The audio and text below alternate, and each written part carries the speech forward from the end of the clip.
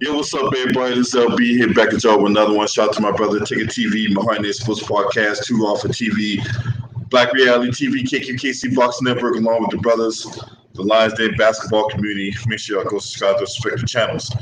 All right, Stephen Brown, salute. Brandon Nicholson, what's up? Salute to y'all. All right, so I want to talk about this, man, because I know we got a lot going on when it comes to NBA. We got a pandemic. We got, protests going on around the country, addressing the systemic racism and police brutality. But one thing that has got swept under the rug.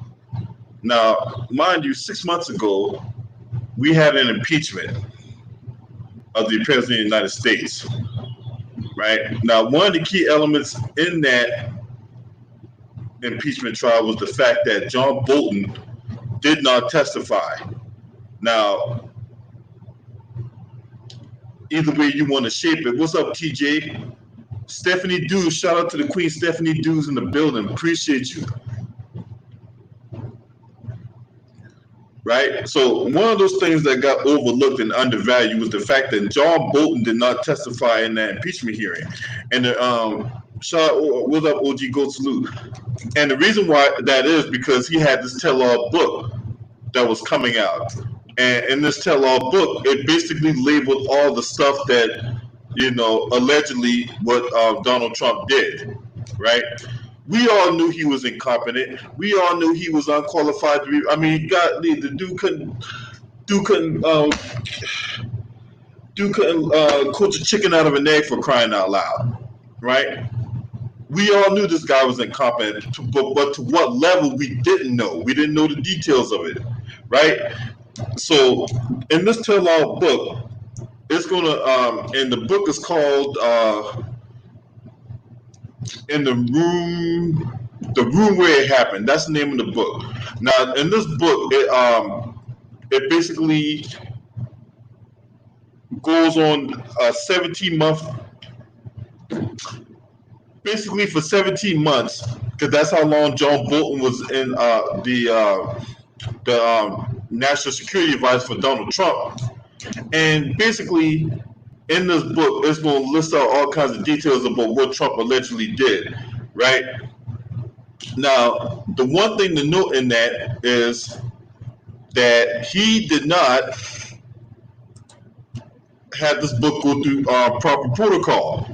And what I mean by proper protocol is they ain't had the book scanned for anything that could be considered nationally, could be called, what I want to say. They might have stuff in that book that might be classified. That's what I would say, right? That's what that is. And this article is coming from the Washington Post, by the way, so I'm going to read to you what happened, right? So, a judge declines the block release of book by former National Security Advisor John Bolton. Now, they put in an emergency request thanks to the Justice Department, William Barr, a.k.a. Nakamama from Dinosaurs, right? Baby dinosaur from back in the day. So, the federal judge said he rejected the Justice Department emergency request to block publication of John Bolton's White House memoir, but said the former Trump National Security Advisor, quote, likely jeopardized national security, unquote, and exposed himself to criminal prosecution. Now, U.S. District Judge Royce Lamberth of D.C. denied the Trump administration request for a restraining order on the book set for publication on Tuesday, citing his publisher's declaration that more than 200,000 copies have already shipped for sale. Now, this book has already been listed on the New York Times bestseller due to the pre-orders that this book has already garnered, right? But Lambert noted that it appeared Bolton failed to complete a publication government review and get written authority that his manuscript contained no classified information before publishing. And I'm pretty sure why that is. I'm pretty sure there's a reason why that is. Because if he did that, then one of two things was going to happen. Either A, the release of this book would have gotten denied, or B, the release of this book would have gotten delayed. And he didn't want that because he knew the longer this drags out, the more likely that his book was not going to make as much money as he wanted. But I understand for security reasons. But look, if Trump can have his kids in the White House and they ain't got no goddamn security clearance, so what's the problem with him releasing the book? So, okay, let me understand something here. We got a global-wide pandemic. Oh, yeah, I'm about to get to that too, Stephanie. I was about to talk about that too. His niece is coming up with a tell-off book about his taxes and whatnot. Is that the reason why he didn't want to reveal his tax information because of his financial misdeeds?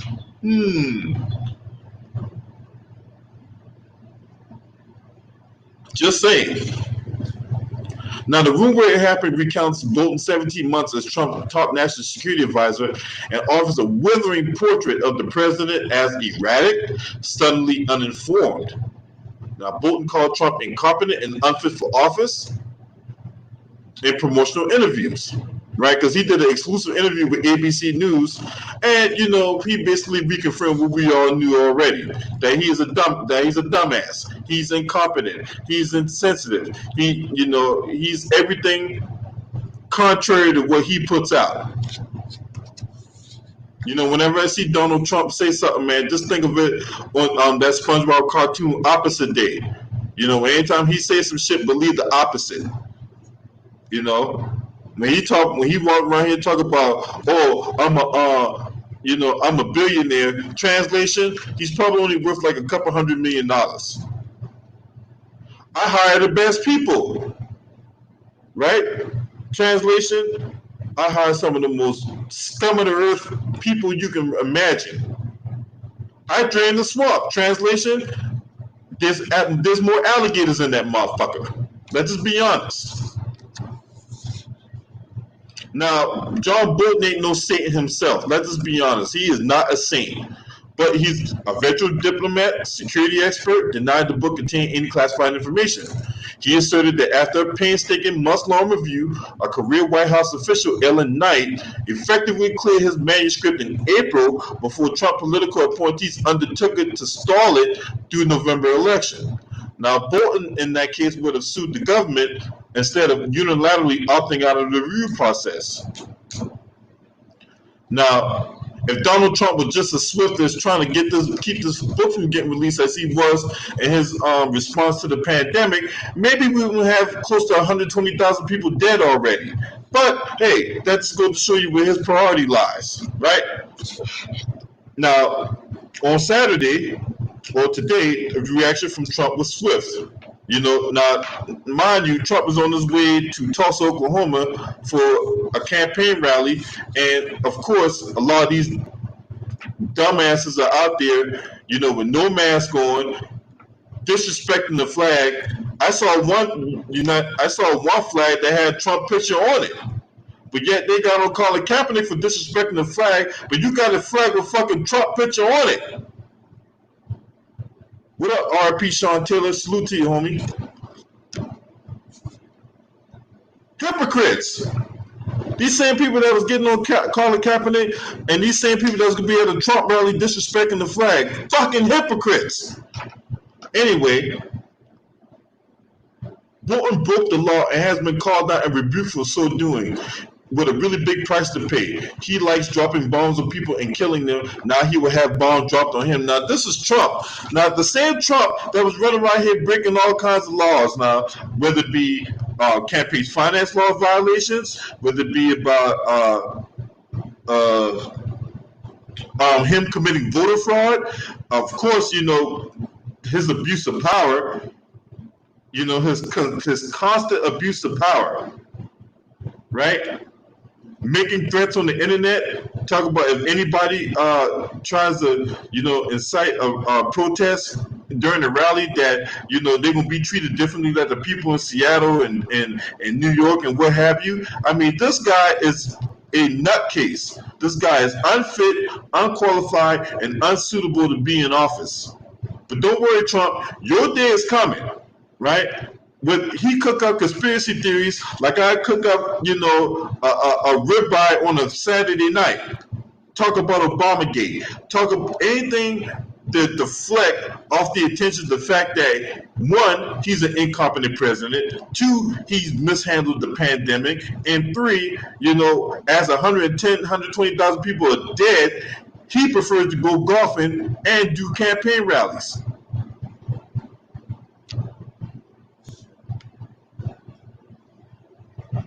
Now, the judge's ruling came after the government sued Bolton on Tuesday, 7 days before the book planned June 23rd publication, which has been excerpted and widely covered in the media. Now, the court's denial applied only to the government's follow-up request on Wednesday for emergency injunction blocking publication based on declarations by 4 of the government's highest-ranking national security officials that the manuscript contained classified information. The government requests included a sealed submission of what they said were 6 examples.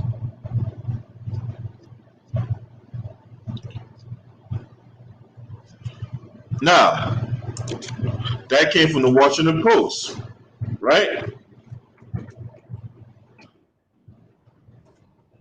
Now, if we go to the New York Times, now in the New York, basically blowing the dog whistle, right? Now, if you go back to January, right? Because January was when, basically the months of December and January, because that's basically when the impeachment hearing and you had the trial from the Senate, or trial by Senate, right?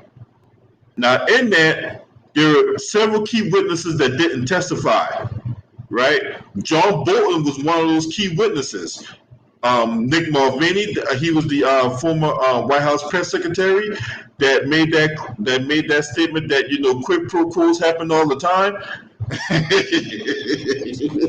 Dumbass, fucking dumbass, Nick Mulvaney. So you got him, John Bolton, Nick Mulvaney, Mike Pompeo, right? He was 3 of the 6 individuals, including the president and vice president, and I can't remember the 6th person, right? But there was another key person that the House wanted to bring in to testify, but the White House blocked the testimony, and then in the trial by Senate, which was mostly ran by Republicans, they didn't want those guys. They didn't want those guys to come in to testify, right? So basically, they ran cover for them. Look, we all knew, right? It takes a person with an IQ, higher than a fucking kumquat to be able to determine that if this trial went to the Senate, that they weren't going to get the 2/3 vote necessary to remove him from office. There's too many Republicans running cover for him. So this whole entire process was a complete waste of time, and in my opinion, right? If you wanted to go after Trump, you need to have the Senate basically be virtually all Democrat, with a few Republicans sprinkled in for that thing to work. And then, and only then, we would have had Donald Trump as the first president ever to get removed from office. Now, remind you, Donald Trump is only the 3rd president ever to get impeached. The other 2 were Bill Clinton and Andrew Jackson. If I'm not, Andrew Jackson was the other one. But no president has ever gotten removed from office. Richard Nixon resigned before that claim got put on his head. Now, Richard Nixon, back in 1972, was involved in the Watergate scandal. Now, Watergate, basically what happened was, for those of you who don't know, Watergate was the DNC had a server inside, or had a they had basically had a shelf of a lot of classified information inside the Watergate Hotel in Washington D.C. So he had a whole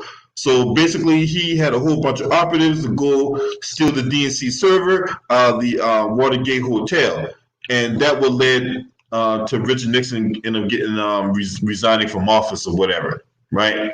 And before that, Richard Nixon was very popular. He was very popular before revelations came out. He was mostly responsible behind the execution and cover-up of the DNC server being stolen out of the Watergate Hotel. Right? Now, show you this shit. Right? We about to get some juicy shit. All right, 5 takeaways from this book. So if you don't know who this lady is, this is Fiona Hill. Now, she was John Bolton's Russia advisor. So if you go back to the trial, if you go back to the impeachment inquiry, when she basically, now this woman has not been known to lie. This woman here basically told everybody everything of what happened, right?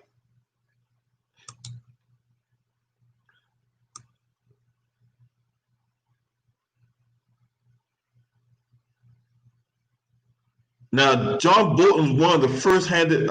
He was one of the ones that was on that phone call on the Ukraine matter. He had first-hand knowledge of this stuff, right? But what those Republicans would say, well, no one had first-hand knowledge. All these guys that testified didn't have first-hand knowledge. Well, that's funny considering that the guys that did have first-hand knowledge, you guys blocked from testifying. Now, the book offers first-hand evidence that Trump linked his suspension. Remember, $391 million of security aid to the Ukraine. That money was designed to keep Russia from coming in and taking over the country. Basically, what that aid was used for, or the withholding that aid was designed to do, was to get the Ukraine to announce that they was going to investigate Joe Biden and his son Hunter Biden. Also, Trump can get dirt on it to use for his re-election campaign ads. It wasn't the fact that they was going to do the investigation; they just had to announce the investigation. That's when you had guys like Lloyd Banks, who was a foot soldier for what's that motherfucker name, Giuliani. And Lloyd Banks, if you go, there's something on YouTube right now where Lloyd Banks had an hour-and-a-half long interview or a get-together with Donald Trump. But as soon as they asked Donald Trump, hey, you know Lloyd Banks? No, I don't know Lloyd Banks. Just lying through his fucking yellow teeth.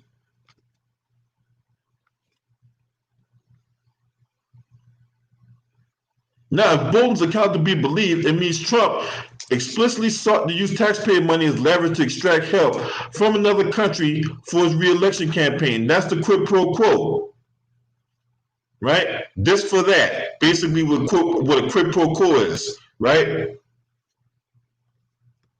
This explaining a lack of testimony and placing blame on Democrats.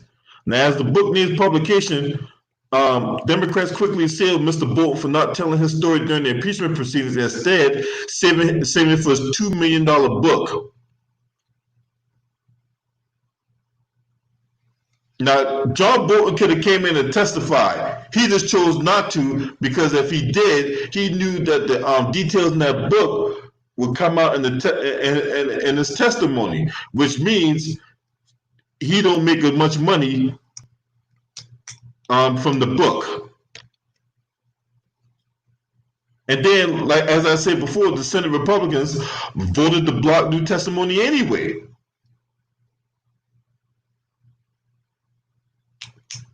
And they say even some senators say that even if Mr. Bolton was correct, it would not be enough in their minds to justify making Trump the first president convicted and removed from office. What the fuck? See, that's why a lot of these senators need in the Republican these Republican senators need to be voted out. For real, these guys need to be voted out. You mean to tell me that a guy with first-hand knowledge of the situation, literally telling you, hey, this shit happened, and yet still is not enough to justify him getting thrown out of office? Really?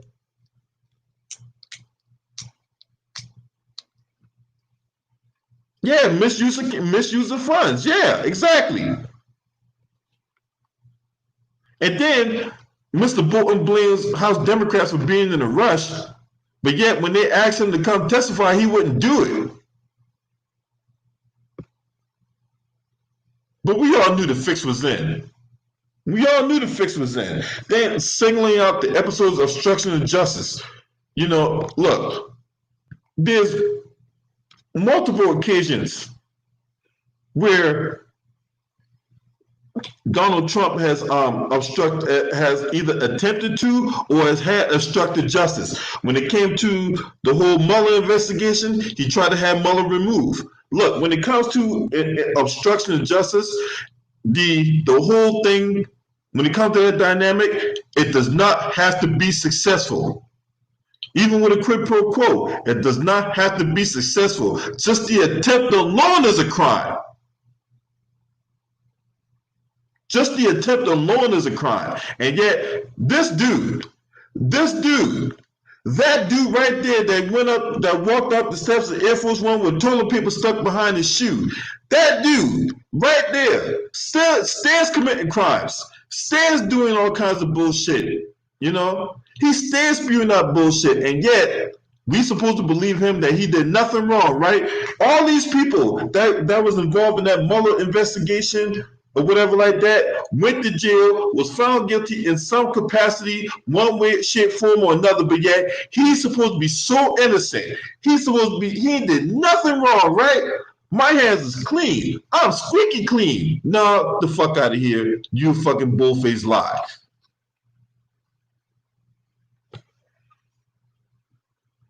He even got China. He even tried to get China to launch an investigation into Joe Biden. A toxic environment inside the administration. Look, we all know that Donald Trump has a revolving door when it comes to when it came to the administration. I've never seen this high turnover of individuals leaving a presidential cabinet. I've never seen this before in my life. It is a high turnover rate. And all of that is because a lot of these individuals, as soon as they go against Trump, now, they're bad people, they're horrible. You even had Trump come out calling the military generals a bunch of dopes and babies. And yet, this dude who has dodged the draft, who has dodged releasing his tax return, this dude dodges more stuff than Neo of the Matrix dodges all those bullets in the first movie.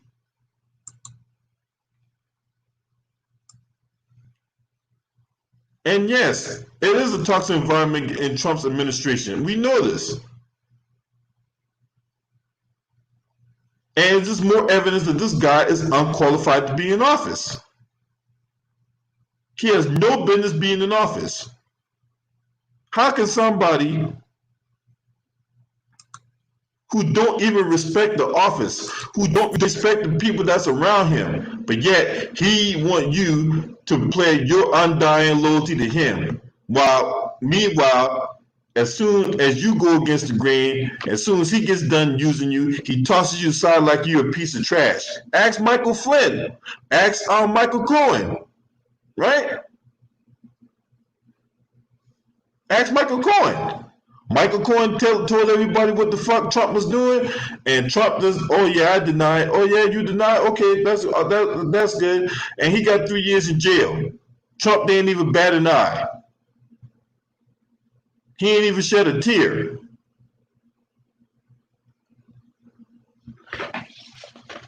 But yet you got these buffoons going to goddamn Tulsa, Oklahoma, waving their little white flag, waving their little American flag. Yeah, man, Trump, 4 more years. 4 more years. Look, if Trump does 4 more years of office, look, man, I'm moving to Canada. I'm telling you. Well, you know what? I ain't even moving to Canada. I ain't telling none of y'all where I'm moving to. Shit. Y'all find out when I'm already there. Just know I got my passport ready in case this motherfucker cheat the election. Now, let's go on to this so-called widespread voter fraud that Trump was talking about. There's no evidence that this widespread voter fraud. But there is evidence of Trump committing voter fraud, right? So not only you got Trump committing voter fraud, you got, his little pack rat or little desert rat, Kelly McEnany, committing voter fraud too. So let's break down how Trump committed voter fraud, right? Now, Trump has been hanging out at the Mar-a-Lago ranch down in Florida, right? His main place of residence is in New York at the Trump Tower. Well, the Mar-a-Lago ranch is used is not to be used as a permanent resident because it is considered a club, right? And when you have a club, you only there a certain period of time, right? So if someone who deems that his resort as a club, and you use the address of that club to cast your vote, ta-da! You got voter fraud.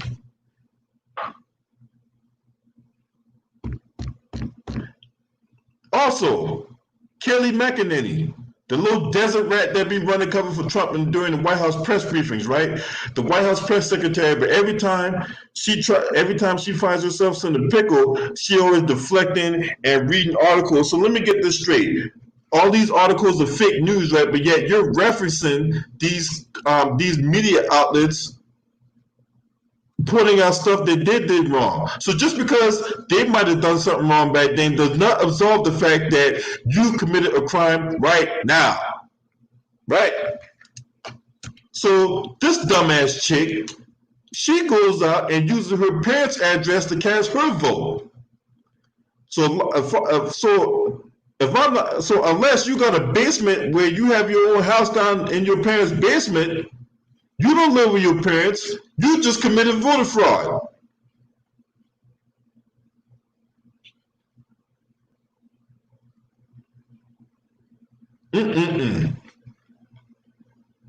Now, let's go to the whole thing about absentee ballots and whatnot, right?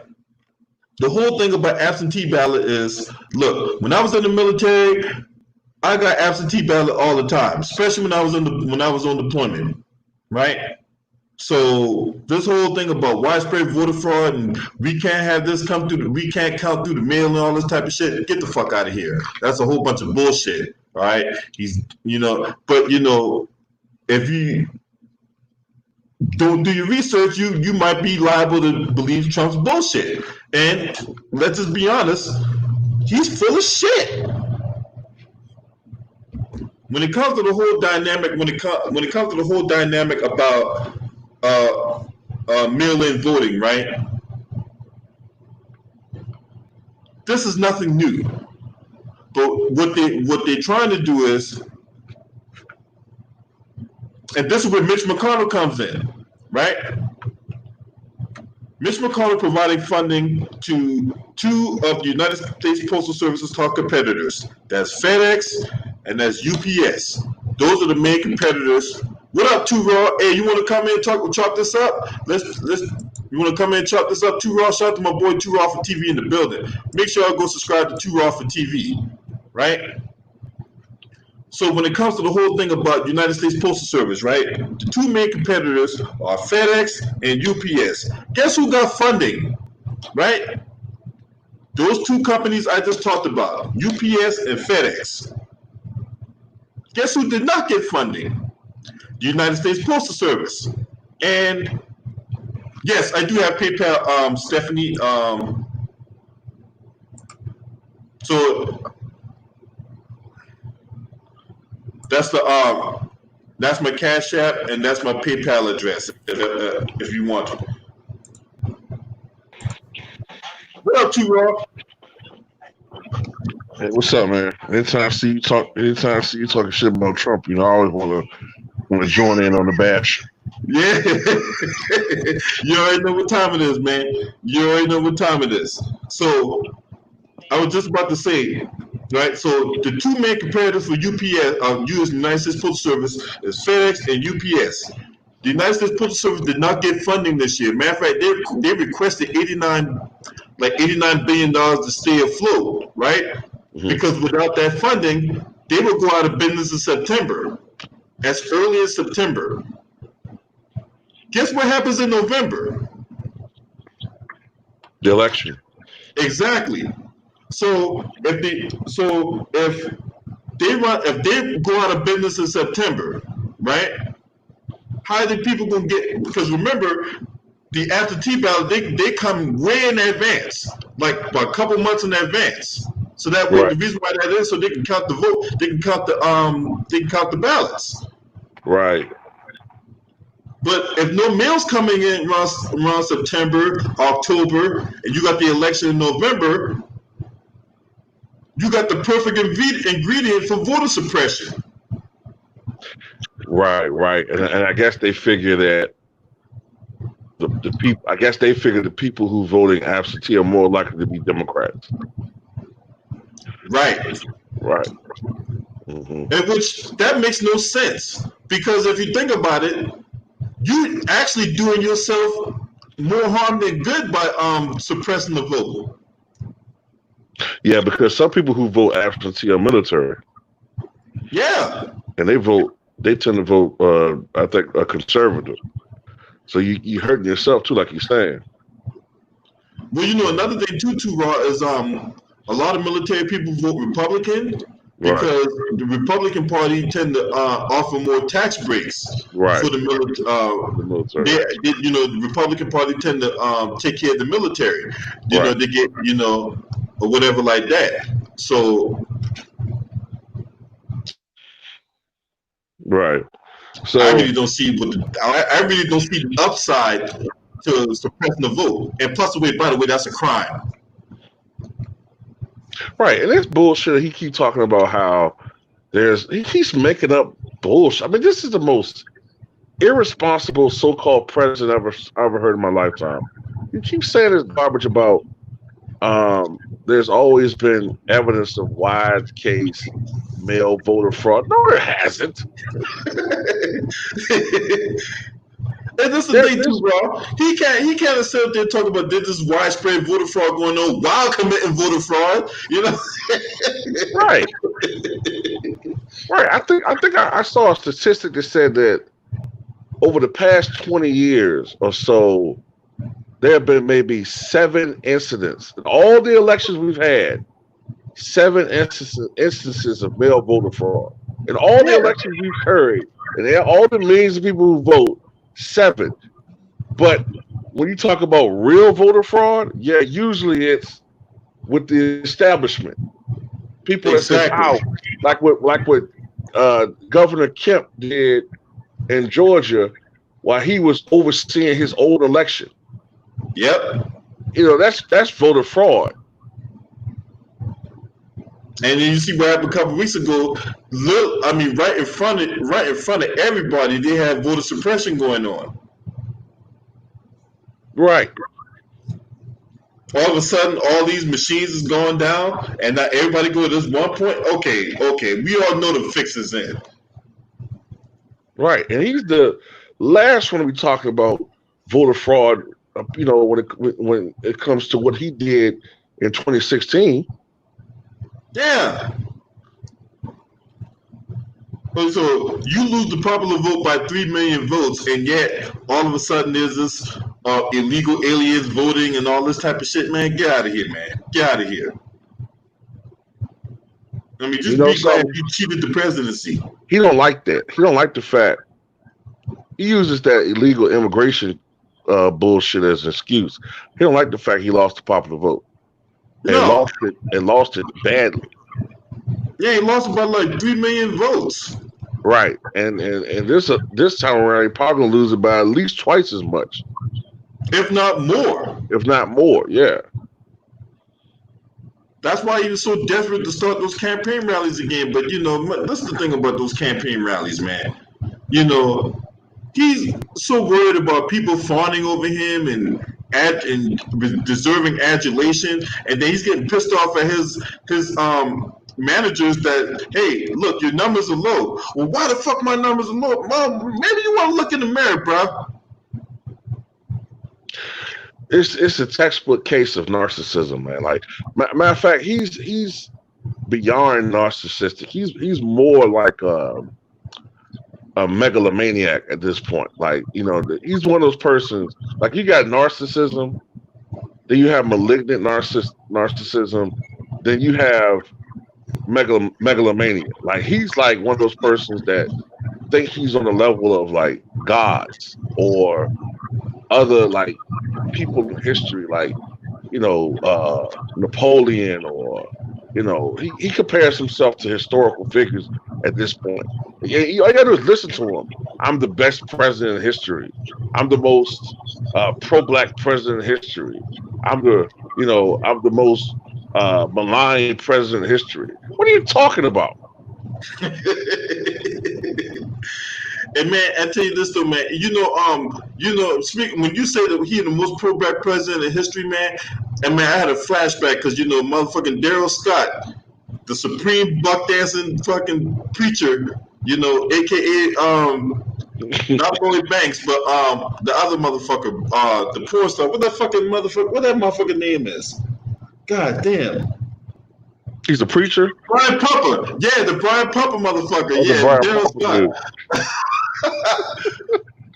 Hey, Brian Pupper, man. On fourth Sunday, he dressed like he is when he at the Trump meeting. On second Sunday, he got his 10 rings and his fucking pastor robe, looking like a goddamn Mandarin off Iron Man.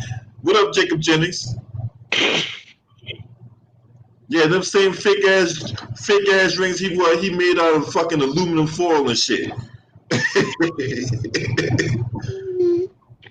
Yeah, he dressed just like that on Communion. The Reverend Lloyd Banks. The Reverend Brian Pupper. You know what I'm saying? I got my Brian Pupper jewels on. Hey, I got my Brian Pupper jewels too, Rob. It's my Brian Pupper jewels.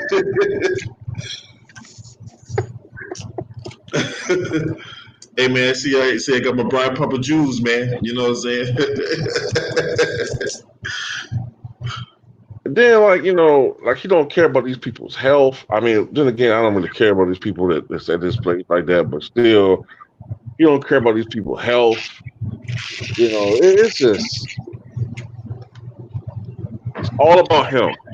And I think everybody, isn't it true that they all have to sign a waiver saying that if they get the coronavirus, it's like tough titty? Yeah. Oh, I talked about that a couple of days ago too, Rob. I talked about that a couple of days ago. Where, basically, if you go to this rally, right, you got to sign a waiver. Once you register online, you sign a disclaimer saying, hey, look, if you come down with the COVID-19, if you attend this rally, you accept the risk of possibly developing COVID-19. If you do, then you cannot sue the Trump administration. So hold on now. So if this thing is such a hoax, why you got to put out this disclaimer about people catching COVID-19? They can't sue you if this thing's such a hoax. Right, and if I'm a so-called supporter of his and I see that, I'm having second thoughts about why I'm supporting this guy. Exactly. Let alone even going to the fucking meeting. Right, because in the rally, he's going to be downplaying the risk. So if it's not such a risk, we need to reopen the country and be Americans, then why the fuck do you have this waiver here? Exactly. It's like if I were to go to a restaurant, right? Whatever the shout out to Ronald Finkley in the chat, salute to you, homie. Say like if I'm going to this restaurant, right? And they got these atomic wings. And these atomic chicken wings, they make you sign this disclaimer and say, look, if your esophagus fall out, then you assume responsibility and you cannot sue us. I'm not gonna eat those fucking chicken wings. Yeah. Yeah, I like you say, like I know, like with some restaurants, they have these food challenges, especially something like that with spices and hot shit. And my motherfucker might have some type of ulcer or some shit, and they make you sign something in case you have a health issue or a health emergency. You can't sue us because you knowingly tried to do this, knowing the risk. So exactly right. So if it's that much of a risk going to his rally, then why go? But there'll be dumbass people that do. Oh yeah, there could be a whole bunch of people behind him, a whole bunch of mindless idiots, and some. And there could be some black bootlicks in there too. Y'all gonna say some pizza? Yeah, there could be some bootlicks. I mean, I used to wonder if some of them dudes was paid to be in there. Hey, I wouldn't be surprised if some of the dudes was paid to be there. But look, ain't no amount of money at the risk of my motherfucking self-respect and dignity. Fuck that. I know. Coons for Trump. I didn't say, man, look, when I'm up in the DC area, man, you know what I'm saying? Look, them white people out there, them palm colored people out there, they don't fucking like Trump at all. So it perplexes me the way we got white people people in his skin color that can't stand his very existence, right? But yet we got bootlicks out there that are fucking they'll lick the end of his fucking shoe for him. You know, I think it's either two things. Like it's either black people who are like, I think a few of these so-called black analysts, a few of them are doing it for the money. You know what I'm saying? Just a few of them. But some of them, it's just a theory I got, man. I think some of them hate black people, and you know, they hate, you know, those type that hate their own kind. Yep. And in some weird way, they feel a kinship with a dude that's expressing the same hatred they have toward their own kind. I think it's some of them, and then some of them is just people that just wanna just be contrarian to every other black person. I think it's basically those three, because some of them, man, some of them are complete disgraces to their race. Like Larry Elder, I think he actually hates his own people. What up, Chris Jones? Yeah, man. I think I really do think he ate his own people. Hey, I want to show you something, too, Raw, right? And this happened when he first was elected or whatever like that, right? Man, you talk about some serious buck dancing right here, right? And this is why I hit Ben Carson to the look. When it comes to my hate and disdain for Ben Carson, that shit is at an exponential level, right? Mm-hmm. In what I told you behind the scenes about him, right?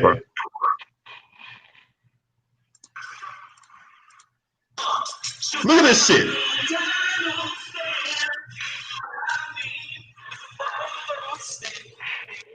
Who is that? Some random ass motherfucker.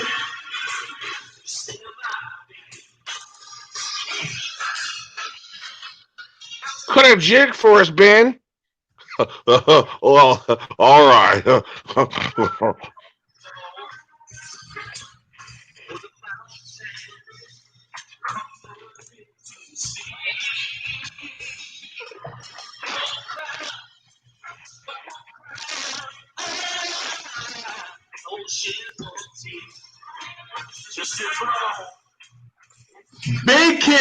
Ben E. King is turning over his fucking grave, dog.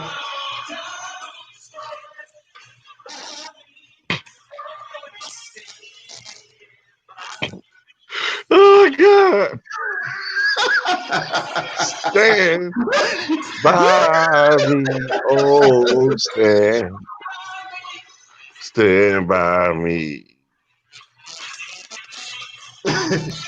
Lord. I don't think that's what Benny King had in mind when he made that song. Nope. Benny King did not have that in mind when he made that song. When that shit came out, that motherfucker was turning over his grave. Yeah. Yeah, he turned over that motherfucker. No buck dancing ass in the background. First of all, what the fuck are you even doing there? Stand by me. That is not what Ben E. King had in mind when he did that song back in when that song came out, like in the 70s or some shit. 60s. In the 60s, okay, 60s, yeah. Stand by me. Oh, stand by me. Lord, even the lyrics while he's standing there just make it a coonish song. You know what I'm saying? Damn, like they just ruin every fucking thing, man.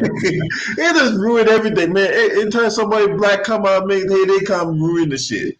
You know what I'm saying? When I first saw that, man, I almost got in a car accident, dog. Literally, almost got myself in a car accident. Like, what the fuck? Oh shit! You know what I'm saying?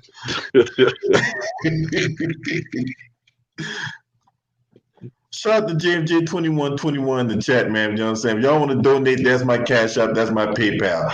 But yeah, man, that shit crazy is, man, that had to be the most cringeworthy.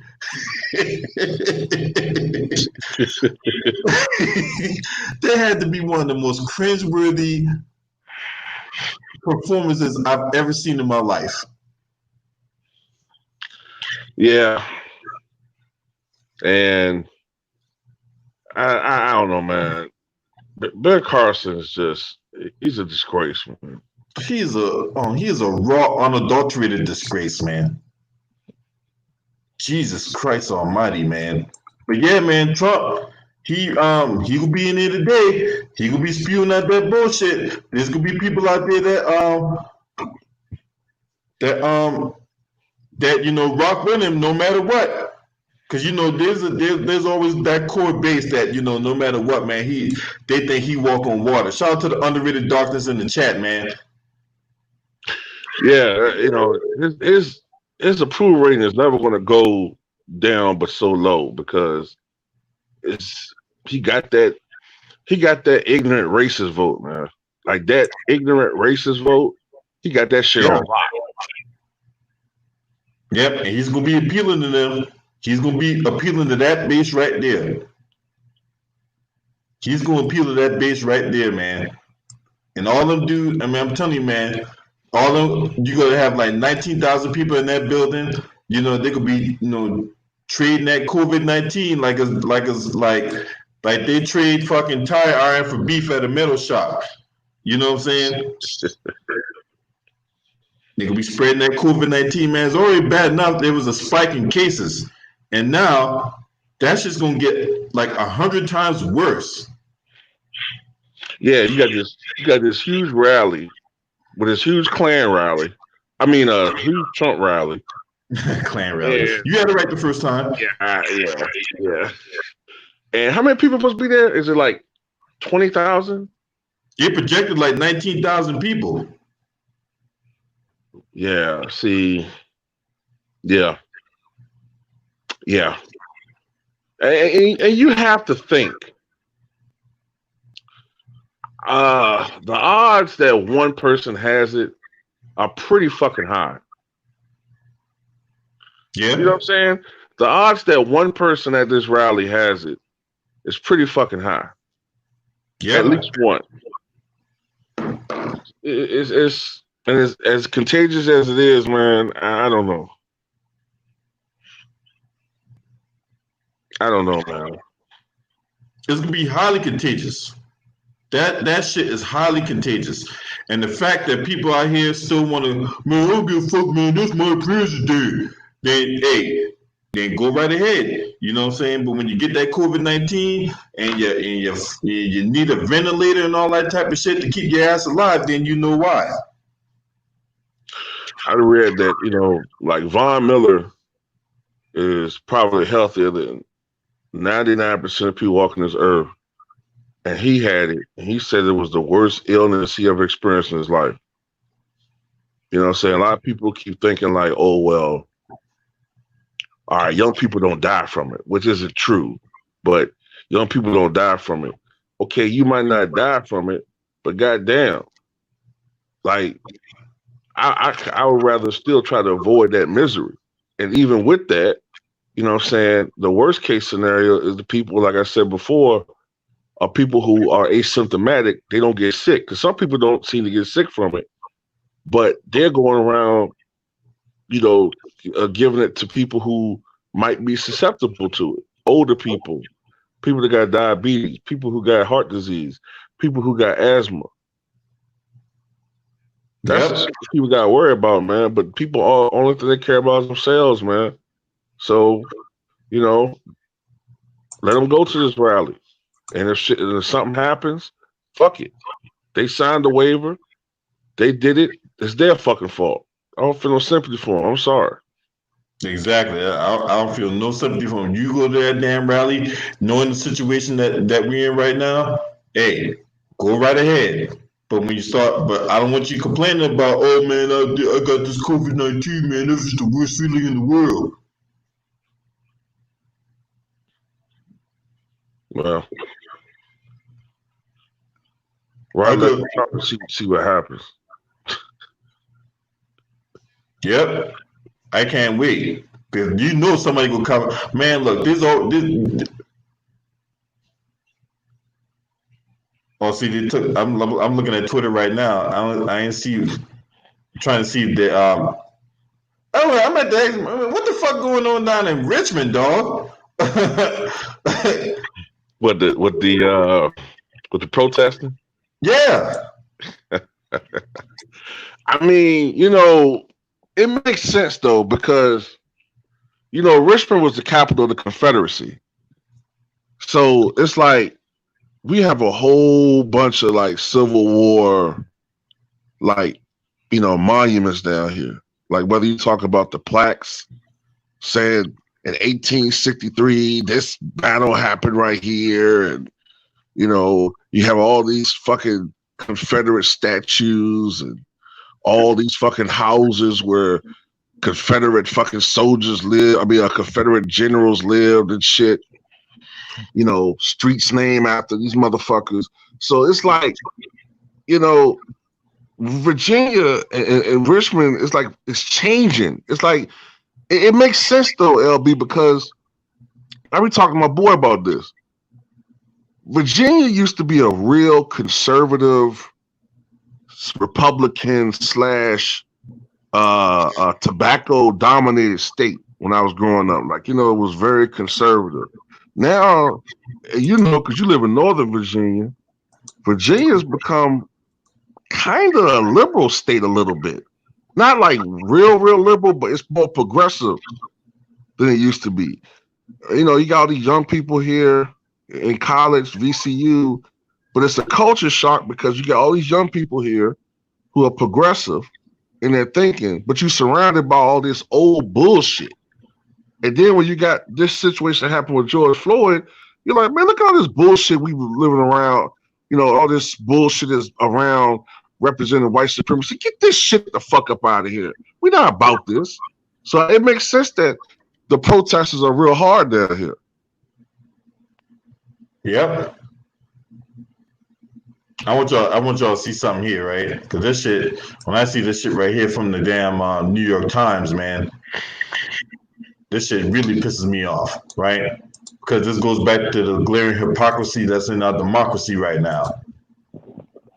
So, based on New York Crimes or New York Times, right? Look at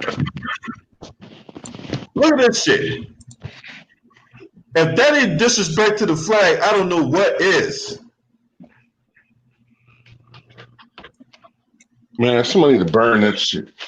That's blatant disrespect to the flag. But yeah, these same buffoons, these same hypocrites, when Colin Kaepernick took a knee, oh man, you can't do that, man. That's disrespecting the flag. That's disrespecting the military. These same buffoons. Look at these. Look at that. He waving that shit proudly. Hypocrites, man. Disrespecting the flag. Look at that. You ain't supposed to have nothing that you have that shows any kind of disrespect to the flag, like a hat, right, or a baseball jersey, or that thing right there, whatever the fuck that is. I look like a long ass, big ass fucking piece of toilet paper. And to me, it's kind of like them saying the flag represents white supremacy. Donald Trump represents white supremacy. So therefore, Donald Trump represents America. Right. I mean, that's how I look at it by them doing that. You know what I'm saying? That's why, they take such great offense to what Colin Kaepernick did. They can give a fuck about black men dying. Don't you disrespect that flag, boy. Don't you disrespect us and our system. But that flag is their smoke screen. Yeah. Look at that. Look at that. Them motherfuckers out there like they're tailgating for a fucking football game.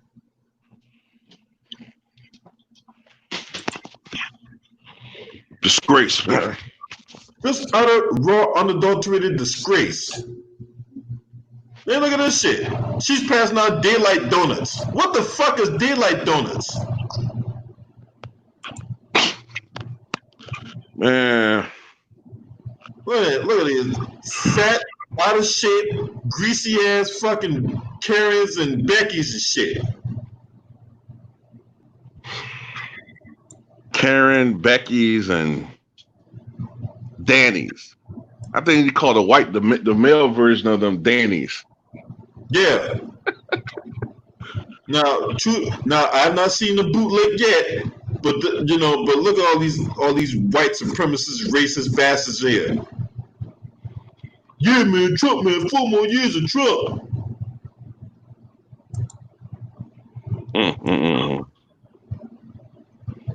And this was on, during the 21 race war, so you have people out there observing Juneteenth. Right. But that's just disgusting. And the fact that he's on there doing this goddamn campaign rally, man, is bullshit. That's bullshit, man. I can't, that should be pissing me off, man. But they be glorifying this dude. This dude that sits up and tells lies every fucking day. You know what really got me, man? The thing that he said, out of all the things that he said recently and in the past, whether you're talking about the shithole comments, whether you talk about him disrespecting Baltimore when, before the congressman there passed away, Elijah Cummings, and that fake, acting like he cared that he died. But anyway, the thing that really pissed me off is when that job report came out earlier this month, and supposedly it was better than anticipated. He said, I know that George Floyd is looking down and smiling at this jobs report. How fucking dare you use his fucking name to honor and try to beef up your fucking, this fucking lame ass jobs report. You think George Floyd, as a spirit, gives a fuck about a jobs report? Fuck no. Man, look, that shit pissed me off too when I saw that, man.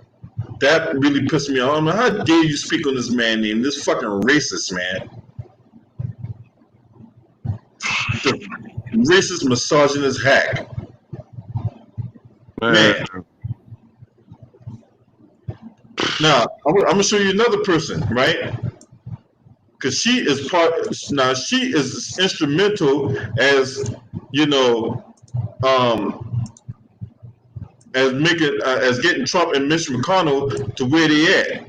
Now, if you don't know who this woman is, right, and it had to be a bootleg, right, Mary Elizabeth Taylor. Now, she resigned. She was the Assistant Secretary of State for Legislative Affairs. She resigned Thursday, right? Mm-hmm. But this double agent here is just as responsible for where Trump and Mitch McConnell's at today. This bootleg, right? And you can look and tell she like white dick.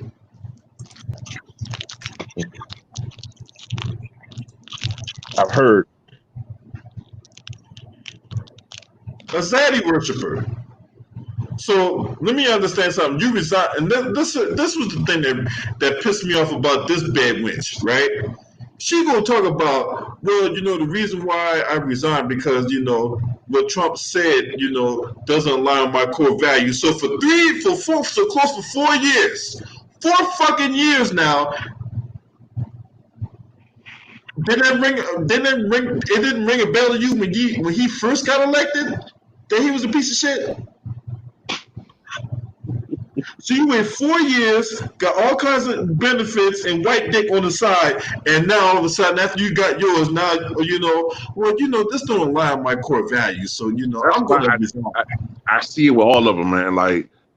Like, yeah. Now she got to probably what it is she's reached a lot of, if not, all of her financial and personal career goals, and like you said, she might have fulfilled all of her white dick suck orgy fantasies, and now she got this shit out of her system.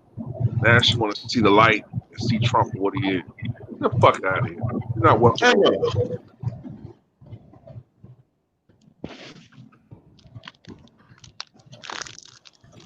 John Bolton got that tell-all book come out on Tuesday, man. I can't fucking wait. Hey, dog. Hey, I'm telling you right now, I'm copping that book. I talked to Underrated on Darkness when he was live on his channel. I told him that, look, I'm getting that book. Oh hell yeah! I'm getting that book, man, because I need to see I need to see what kind of juicy shit that's gonna be in that book. and Trump is bad because Bolton is not by any means of imagination a friend of ours. No. He's a piece of shit conservative Republican. I remember when he served in the Bush administration. He looks like a fucking walrus. But he does have some sense of principles. I just don't agree with him. But right. the fact is, he has some sense of morality. So if you don't meet up to his morality, you are truly a piece of shit. You know what I'm saying? You really are like the bottom of the fucking ocean, like shit. Like, and that's what Trump is, man. And I know I read that he's described Trump as, and this is a word that always comes up a lot, incompetent. Yeah. But there's a lot of stuff there. There's a lot of stuff there that's going to be shocking, because I've read that the White House is trying to block this book from being released or published based on that bullshit with national security and all that type shit, and that shit don't work. Oh, get this, right? So they that request to get the book blocked from coming out got denied. Yeah, because of First Amendment. That's bullshit. Yeah. Nixon tried to do that shit with Richard Nixon with something called the Pentagon Papers. Well, yeah, because he cited executive privilege, not executive privilege, but it was one of the things where it was within the official capacity as his duties or some shit like that. He tried to claim like bullshit. that. Yeah, something like that, like releasing, information not, suitable for the public knowledge, which is bullshit. And it got released, and it showed a lot of the bullshit that our government was doing.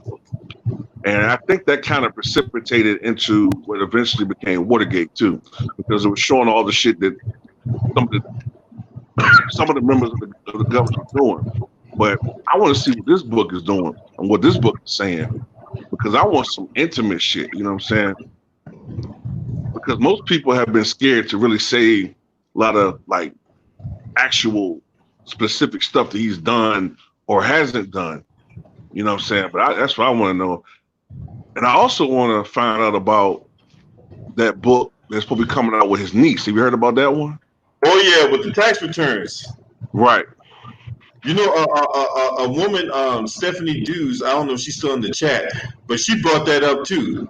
She brought up that his niece was trying to come up with, I guess she was the black sheep of the family or whatever like that. So I guess she's trying to release that, let us know what the fuck going on with his fucking tax returns and shit. Right. I remember reading a little bit about it earlier this week, and the niece was saying that he had a brother Trump had a brother that died of alcoholism a long time ago named Fred Jr., and he treated his brother like shit. And that he also didn't treat his parents well when his parents started getting older. Like his father died of Alzheimer's, he neglected his father, even though his father looked out for him throughout his entire, career and life. Yep. So if you can't take care of your own father, your own parents, man, what type of person are you? Walking scumbag. Yeah. Yeah, so in this thing, it said Trump's news bombshell book that detailed family trauma, neglect, and abuse. Yeah. No, go ahead. Oh, no, go ahead. What were you about to say?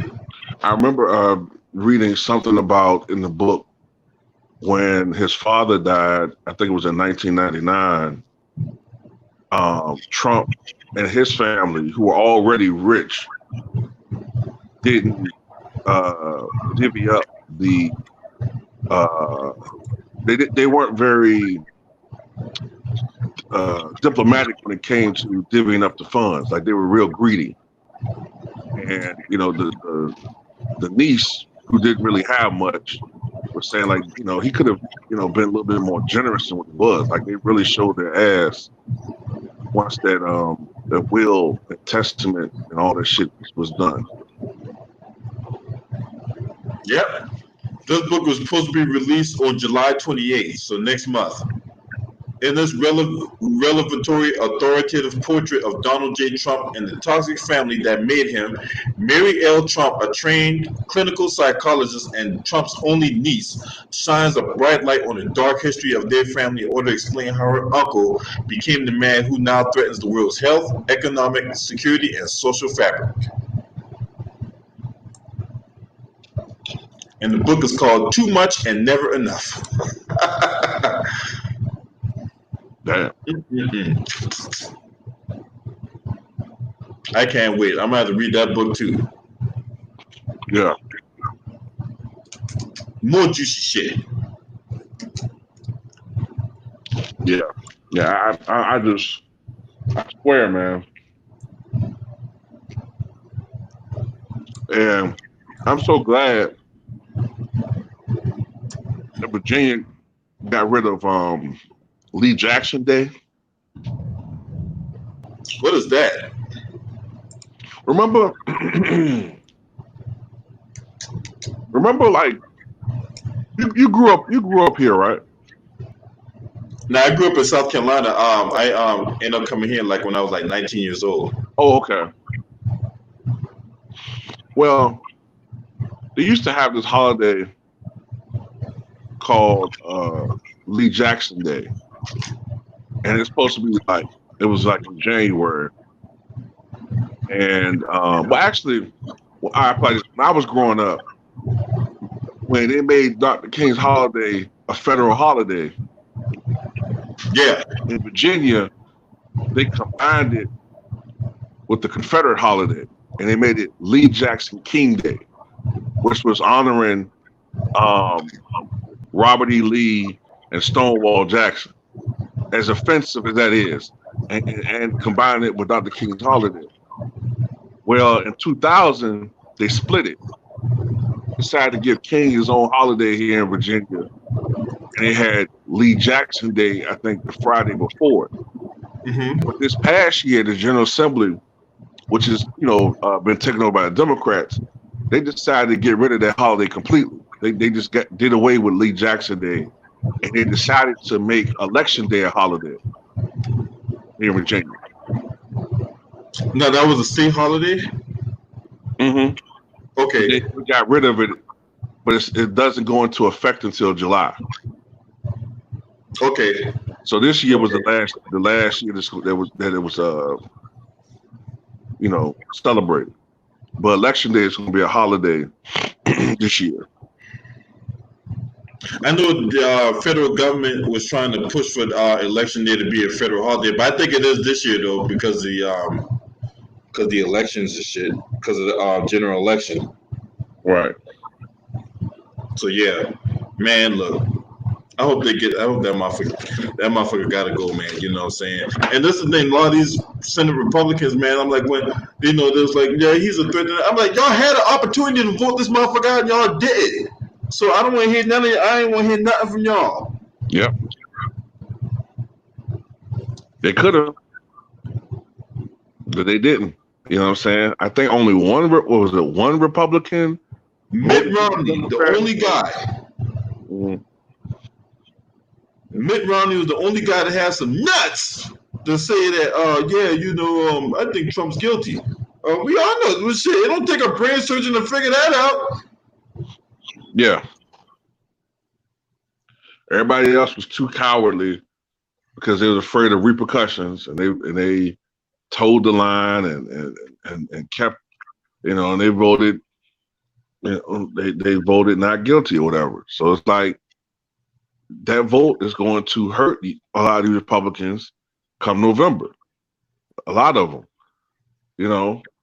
I read that Susan Collins from Maine, she's been in the Senate since 1996. She's in trouble. She's in big trouble. Yeah. She's in big trouble. And she normally wins her elections easily, but she pissed a lot of people off with that shit. And the last I saw, even Mitch McConnell is in a little bit of trouble in Kentucky. I mean, he might still win, but it's not like normally he wins by like 20, 30 points. Last I saw, he was in a statistical tie with, I forgot her name, man. She was the Marine pilot. I can't remember her name, though. She ran for Congress a couple years ago, but she lost. I can't remember her name.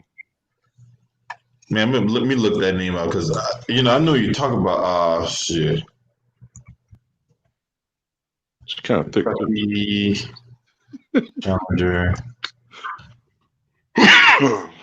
Did you hear me, LB? What happened? I said she's kind of thick too. Yeah, I pass on that. She's kind of thick in the face.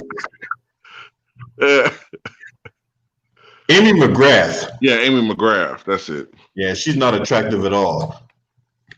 I know. Sometimes I paper bag.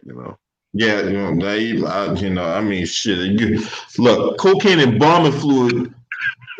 My still won't be fucking high enough to be like, damn, I want to fuck that. Yeah. Hey man, hey man, I remember one day I read a dumb criminal article, right? So this guy, right? This white dude, he walks in the police station, right? Dressed as Jesus Christ, right? Leads the cops out to his car, right? He leads the cops out to his car, and he leads them to the car, and in the car it had all this dope in the back of the trunk, right? Right. So when they arrested him, he gonna tell the cops that they earned their salvation by arresting him.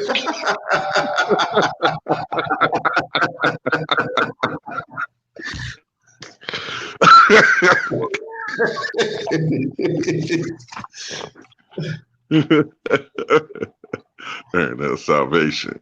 They earned their salvation because what it was later in the article, it said that he was sniffing cocaine and bombing fluid. So that motherfucker was out of it. You know what I'm saying? He was like completely gone. Damn. And, yeah, he was gone. And then and that's what he did. He did.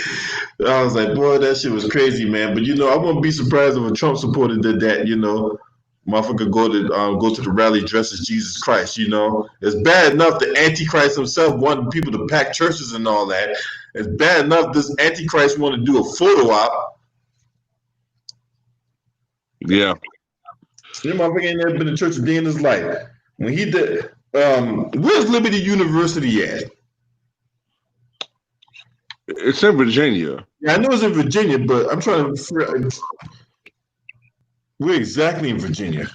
Oh shit! Jerry Falwell's place. Well, Jerry Falwell's University. Well, he died. That's his sons. Lynchburg. That's where that. How far is Lynchburg from? Ain't that the most appropriate title? Yeah, for real, right? Lynchburg, of all places, Lynchburg. Somebody please say the name of that town. How far is Lynchburg from DC? It's about an hour and a half, I think. Maybe. I'd say like 50 minutes. No. Lynchburg is 3.5 hours. 3.5 hours? Yeah. Lynchburg is like smack dab in the middle of Virginia. By vehicle, it's 3.5 hours from DC? Lynchburg is 3.5 hours from DC. That don't sound right. Yeah, I just looked it up on Google. Sound right though. I just looked it up on Google. I literally just looked it up. Okay. It's like in between Richmond and Roanoke. Yep. It's literally smack dab in between Richmond and Roanoke. Oh, okay. So it's closer to like maybe. That's right. So it's closer to like maybe like Charlottesville, right? Yeah. Okay. All right. Okay. All right. And look, even from Charlottesville, it's about let me see. It's an hour away outside of Charlottesville. Okay. An hour 13 minutes outside of Charlottesville. So yeah, even then, but yep, that's where they do the lynchings at. Lynchburg. I'm forgetting that Lynchburg is in that quadrant of Virginia. I keep thinking Lynchburg is closer to Central Virginia. Well, it is literally in the smack. Oh, you like in the northern part? You know, like where Richmond is, like where the Tri-Cities is. Oh yeah. See, I keep thinking it's closer to the Tri-Cities. Yeah, you gotta go west. Right, but it's close to Fredericksburg. You got and Ronald Frequency at Family Reunion, Fredericksburg. Shit, that's where I live. Right.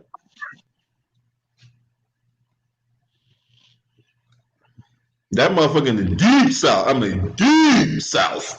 You know what I'm saying? God damn. But yeah, so when they had the little rally in Lynchburg, Virginia, right? And Trump had a couple of those evangelicals, right? And they asked Trump, can you give us a couple verses? Some of your favorite verses in the Bible? Well, I don't want to get into that right now because the Bible is sacred. Next to the Art of Deal is a very secret book. So I really want to get into that because it's personal. I was like, what? Because he didn't know any. I know that. I know that, but I know. He didn't know any. No idiot. Thou shalt not steal. I mean, that's one of the most basic Bible verses in the Bible. Right. You couldn't say the 10 Commandments, thou shalt not lie, thou shalt not steal, thou shalt not commit adultery, that type of shit, you know what I'm saying? That man ain't crack open I'm getting into that because the Bible is personal, it's secret. That man ain't crack open a Bible in his life. Shit, that motherfucker ain't crack open the egg in his life, let alone the Bible.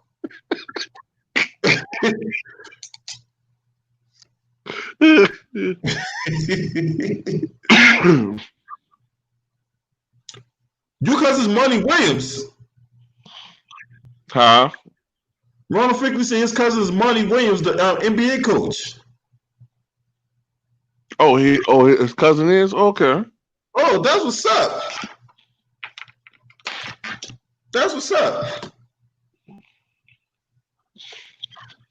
I'm sorry about what happened to him a couple years ago, when the accident. Oh yeah, man. That was sad, man. I'm telling you, man, that was sad, man. Yeah. And I think he still got a raw deal when he was in New Orleans, man. He had that team going in the right direction, man. it's not his fault that they had an incompetent general manager in Dale Demps. Yeah, man. I tell you, man, the plight of the black coach, man, that might be a good video idea because black coaches just do not get the same benefit of the doubt usually that white coaches get, man. Like, I don't know. Yeah, I'm surprised the Bible didn't explode in his face either. You know what I'm saying? Shit, I'll go one step further, Stephanie. I'm surprised when he touched the Bible, his hand didn't burn. Like a vampire. Yeah.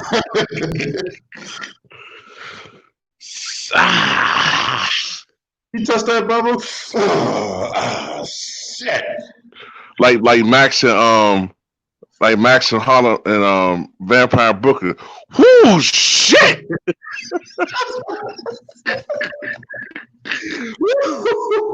Smoke coming from his hand, shit. Whoo, whoo shit! Let's all go outside. Good day outside. Good weather.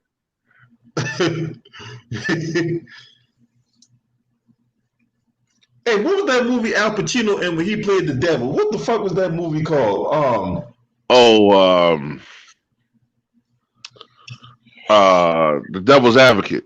The Devil's Advocate, man. Look, I watched that. I seen that movie quite a few times in the 90s. Cause who's the other guy? The Matrix guy. Keanu Reeves. Keanu Reeves. He was in that movie. Right. Yeah. Right. Yeah. Yeah. Yeah. I watched that movie quite a few times over the past few years. Yeah. And it's probably like it might be my favorite portrayal of the devil, even though he never, except for that brief moment, when he turns the girl back to an old shriveled up corpse.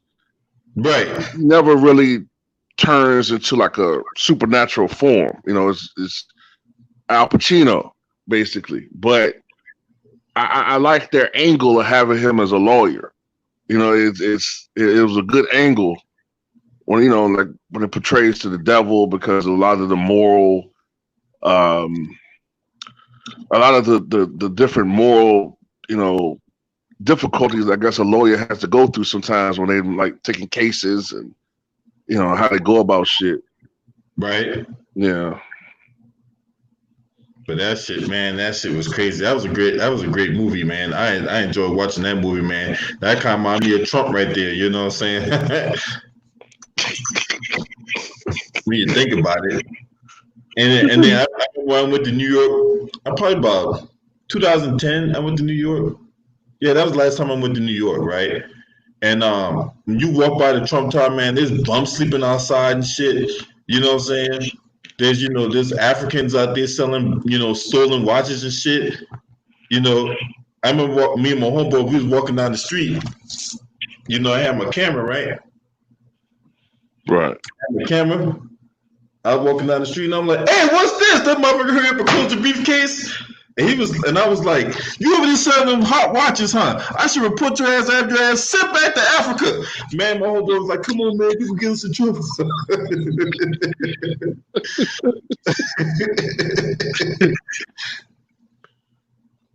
Yeah. I should have your ass deported for selling them fake ass watches. And he stood there too. I was heckling the fuck out of him. He just stood there like this the whole time.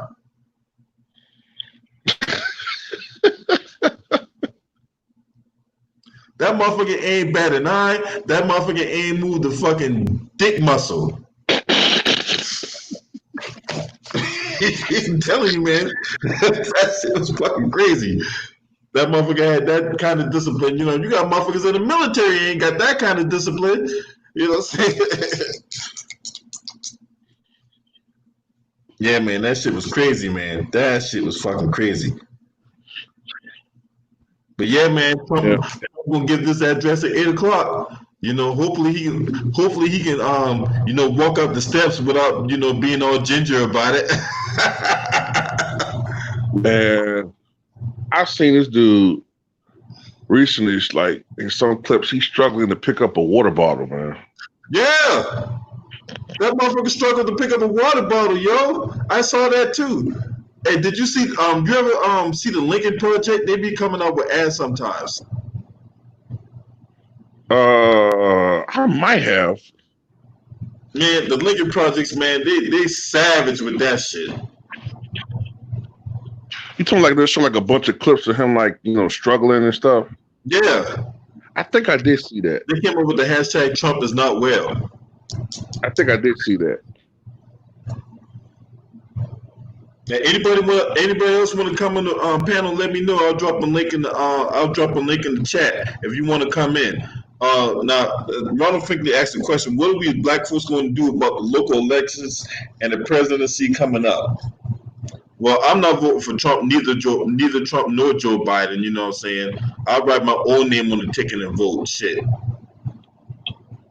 Right. But as far as like local elections. Well, that's a good question because we talk about systemic racism, and we have to start. We're gonna have to start from the local level. We need to, need to go after these mayors. Need to go after these police chiefs.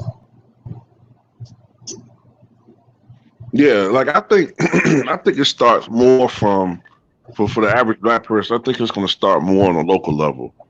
Like we need to be more concerned about who is and who represents us from a local level. We got to start electing people who really really represent us, and people who really stand for us and understand our issues. You know what I'm saying? We can't keep electing people who just because they got a D behind their names, we think they represent us. In reality, they just pimping us. They playing us.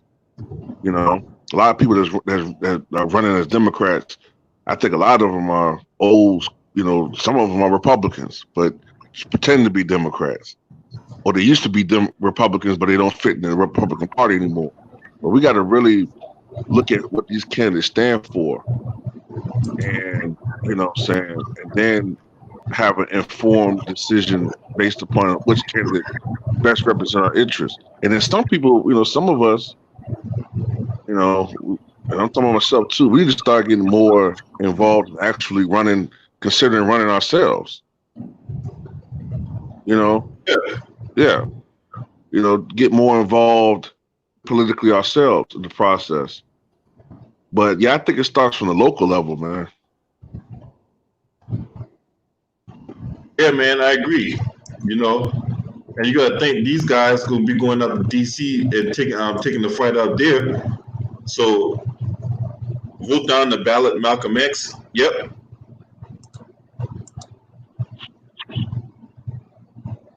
The only way I would give Joe Biden and them any thought, they're gonna really have to cater to us, man. And they have to be sincere, because they already pulled the bullshit with, rigging the shit against Bernie Sanders. You know what I'm saying? And really, be honest with you, I don't really see me voting for them anyway. But if they were really sincere about police reform, at the very least, I would give them some thought. But if not, I'm not voting for them. Man, and the mere thought I was gonna vote for Joe Biden completely went out the window when I learned that Kamala Harris possibly might be his running mate. I know. I know. And this the thing too, Raw. This the thing. I went on a Twitter rant about that, right? I was like, look, so we're going to get on Amy Klobuchar's helmet about her record, but yet we just go all of a sudden prop out Kamala Harris? Like Kamala Harris didn't have a shitty-ass record as a prosecutor?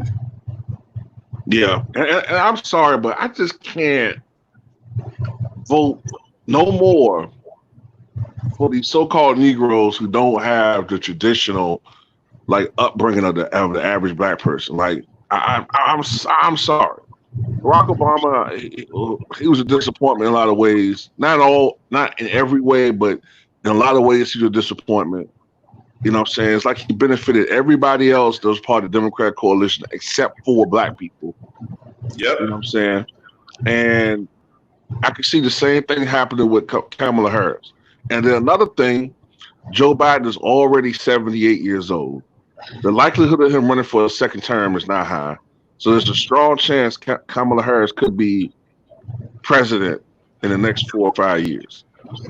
And for we know, them motherfucker could die while being president. That's what I'm saying. That's why I say it's a strong chance she could be president the next 4 or 5 years, meaning that he could die during his term, or he's only going to serve 1 term. Yeah. So it's like, and then this chick will be the goddamn president, man. Look. Nah. It's like I can't, man. Like it's like choosing between. I heard this before. It's like choosing between either eating shit or drinking poison. Either way, you're gonna die from it. Right. It's like, man, I ain't got a better choice than this. Sorry. It's gonna be good. Woo. It's gonna be good. So it's like, I don't know, man, but he's a man. Yeah. I mean, don't get me wrong. It will be ecstatic to see Trump out of office, but at the same time, ain't much gonna be different under him. There ain't much really gonna change under Biden. It's the same shit. You still have the same systemic issues and problems. It's just different. You know, the talk can be different, but it's still gonna be the same result. Exactly. The Dreamers benefited from Obama than we did. Yep. You know, I mean, it's fucking crazy, man. In fact, we had a black person in office and he still ain't got that shit. Now, man. And then Kamala Harris, she just as worse. This woman is gonna be worse. Man, look, if you look at her prosecutor record, man, it just, I mean, all kinds of shit. Whether it be, you can talk about George Gage, Matrice Richardson, Caleb Truelove. Man, look, we go on and on and on about this woman. This, I mean, and then outside the fact she fucked a 60-year-old man when she was 30. Oh, Willie Brown. Yeah, downtown Willie Brown. Yeah. That when I read it about her, that's all I needed to know. I said, okay, this is a woman that do any and everything for her career. She literally give her pussy up to go to the top. Yep. For all we know, that what she literally did. For all we know. Yeah, that's what she did. Yeah. Fuck Willie Brown. Then she fucked Montel Williams. Then she fucked whatever white dick a black dick or brown dick she needed to get to where she is. And for all we know, she done already sucked Joe Biden's dick to seal the deal. For all we know, shit. I don't want to speculate because I need to have evidence. But at the same time, I don't want that evidence. I wouldn't put it past her. I don't want that evidence. Yeah, I don't want that evidence. No.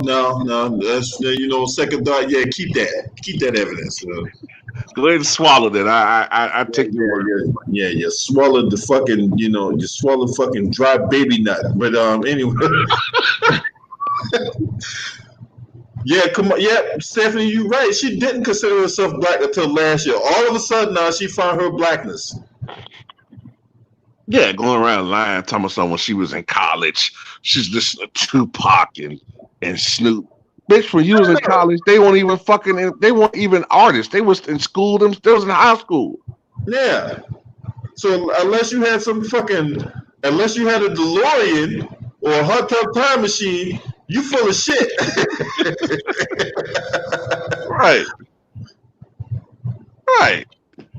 Unless she had a friend named Doc Brown.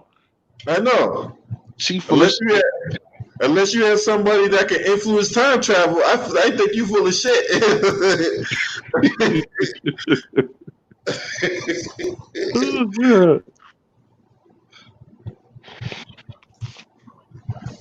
You know what I'm saying? I mean, like, if she wanted to Breakfast Club live with that shit, and then you got Charlamagne the God, Charlatan the fraud, camping for her ass. Charlamagne the coon. Yep. Yeah, I call him Charlatan the fraud. That's what I call him. Charlatan the fraud. Yeah, that has a better ring to it. Yeah, that man, Charlatan, man, he didn't he come out and endorse Bloomberg? He endorsed Kamala Harris first. I'm like, look, is this the guy you need to be taking political advice from? The guy that comes on, the same guy that does his Donkey of the Day segment? The same guy, who oh yeah, I wish I was a fly on the wall for that too. Man. I was like, the same guy that does Donkey of the Day segments, the guy that talks about Real Housewives of Atlanta, the guy that talks tough but yet couldn't bust a grape in a fruit fight, that same Charlatan the fraud.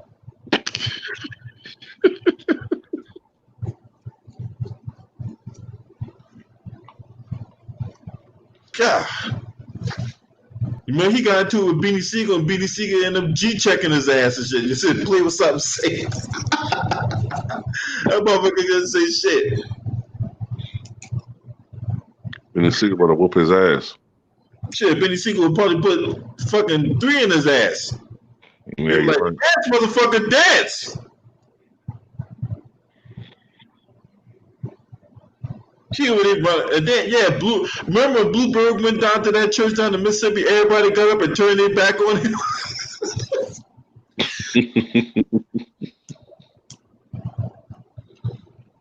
Yep. Well, a shout out to the Major Choco Taco in the chat. Yeah, I remember him getting jumped. Yeah, he got his ass whooped. I remember Charlatan the Fraud getting his ass whooped. Charlatan the Fraud. I like that one. That's funny. Oh, God. Charlatan the Fraud. That's my name for him, man. That's my nickname for old Leonard out of Monk's Corner, South Carolina. Hey TJ, hey, Charlatan the Fraud from Monk's Corner, right? You from South Carolina? Yeah, he from South Carolina. He from Monk's Corner. My whole boy know his wife and shit. You don't sound like it.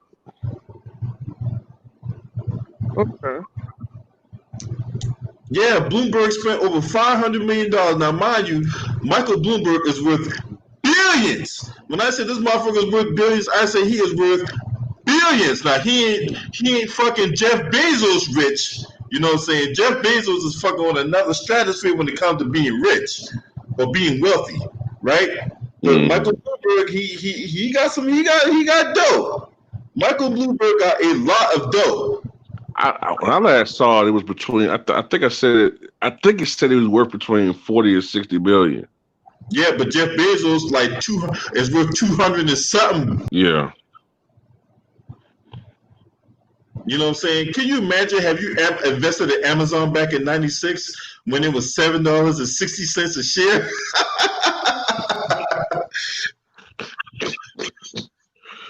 Shit, I would imagine some of those original employees. 2007, bro. Even in 2007, Amazon was worth $79 a share. Could you imagine being like a regular employee at the beginning, a regular employee, and you invested in shares, and you're a fucking multi-millionaire now? Yeah, man. Just off of investing in Amazon. Right. And if you're investing in just Amazon and Google back in like early 2000, well, Google stock went public in 2003. But it had you like invest in just those 2 stocks alone.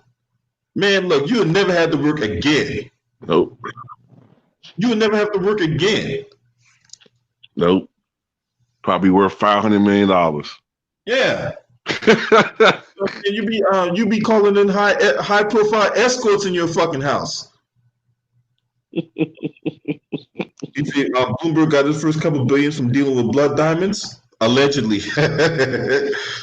Hey, I wouldn't put it past him. The dude looked like a fucking scoundrel. Anytime somebody implemented a stop and frisk just because tells me everything I need to know about that individual. And he thought just because he was running for president, we just all of a sudden was gonna get about him implementing stop and frisk, right? Okay. Yeah.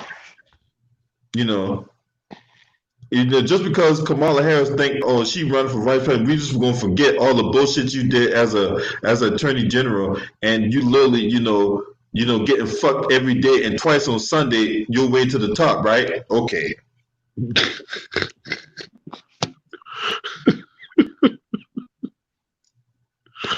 Oh God.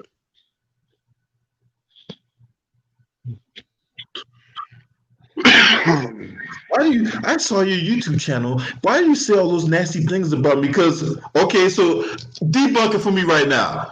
All right, if all those things I say about you was nasty, go ahead and debunk it right now. Well, oh, I guess it must be true then.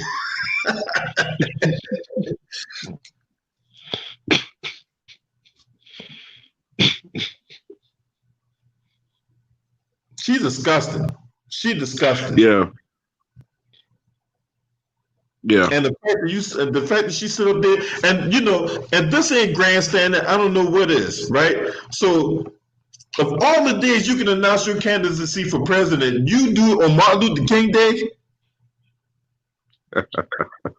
You couldn't pick no other day to announce your candidacy for president. You couldn't do it the day before. You couldn't do it the day after. You couldn't do it the month after.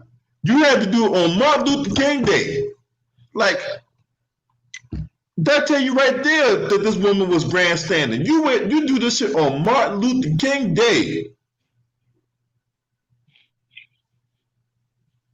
And the first thing I saw, man, this bitch grandstanding. Yeah, man, I was so glad when Tulsi Gabbard, even though I've fallen off on her too, but I was so glad when Tulsi Gabbard,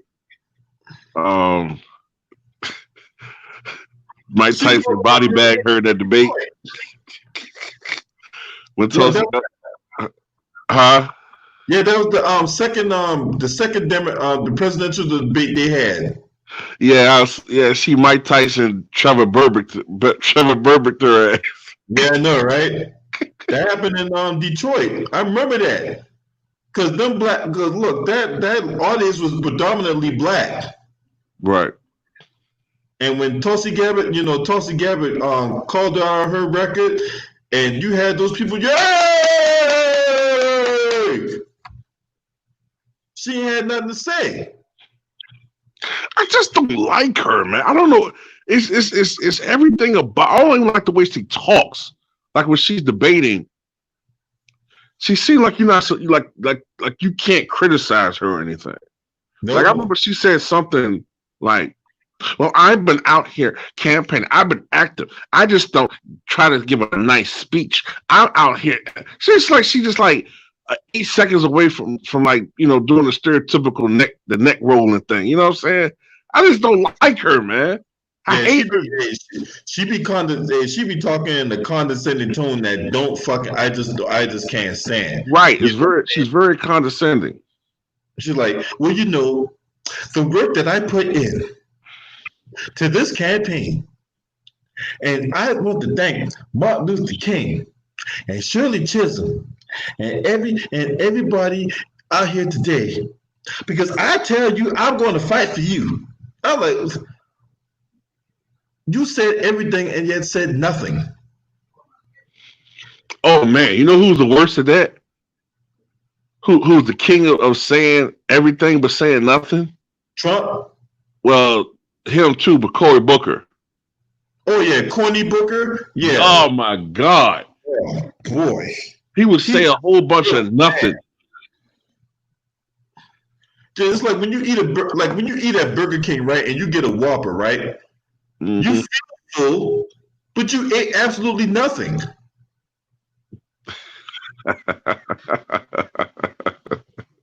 It's like after you get done eating the burger, it's like I feel like I ate nothing, but I'm full.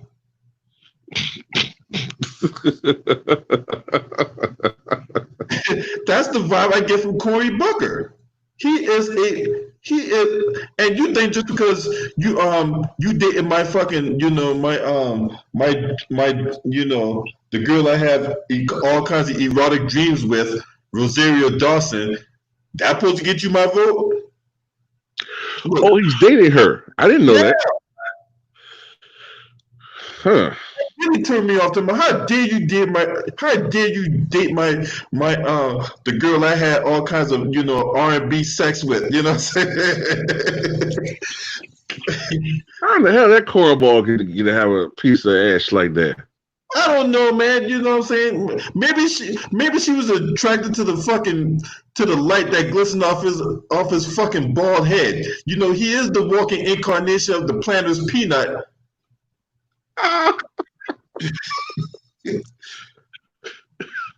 Oh God! You know what? One of the things that did hurt him when he was running is that he didn't have like a. Because people used to ask him like, "Well, why don't you have a girlfriend?"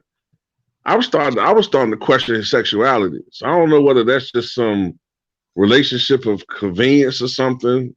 Maybe she dated him because he paying her. That's prostitution. That's backhanded prostitution. It might be. It might be, man. I don't know. Dude he's so inauthentic though, man. Like, I remember he kept making such a big deal about the fact that he still lived amongst the common folk. You know, like he's supposed to get credit for that. But, you know, at the same time, damn, man, I just heard more bad news too. I'm sorry, man. Man, I'm getting pissed off now. Now she gonna move in with that fucking corny ass motherfucker, man. But go ahead.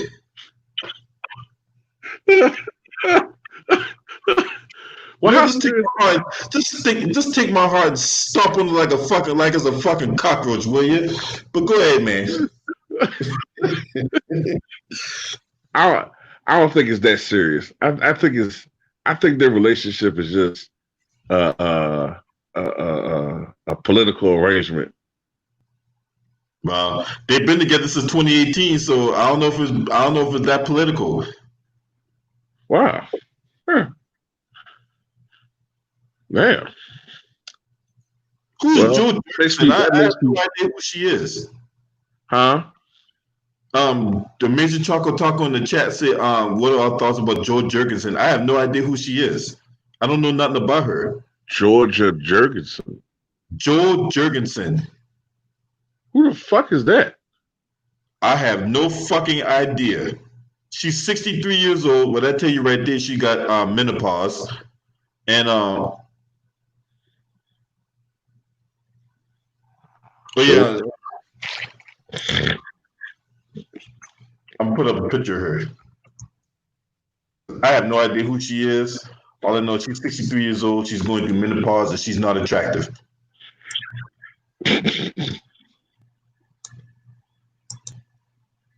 She's from Greenville. She's out of Greenville, South Carolina.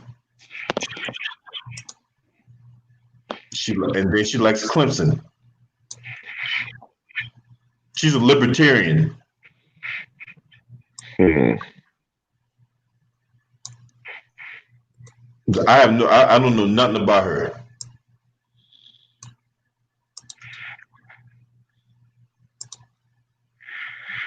That's how she look. And she ain't cute. I'm gonna warn y'all. This image is gonna be graphic.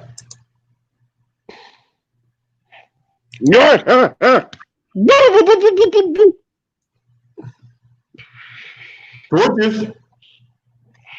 I warned you that the image was going to be graphic.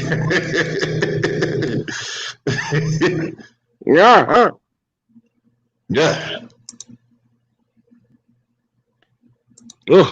Is she running for president? Well, what, President Keebler? Nabisco? Maybe she wanted to be president of the fucking Automotive Association of America. President of Purdue Farms Chicken? I don't know. Yeah, that's real, right?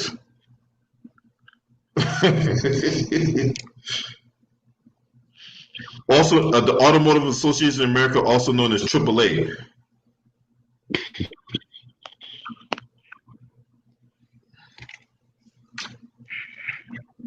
Yeah, because, she wants president of the United States. Get the fuck out of here.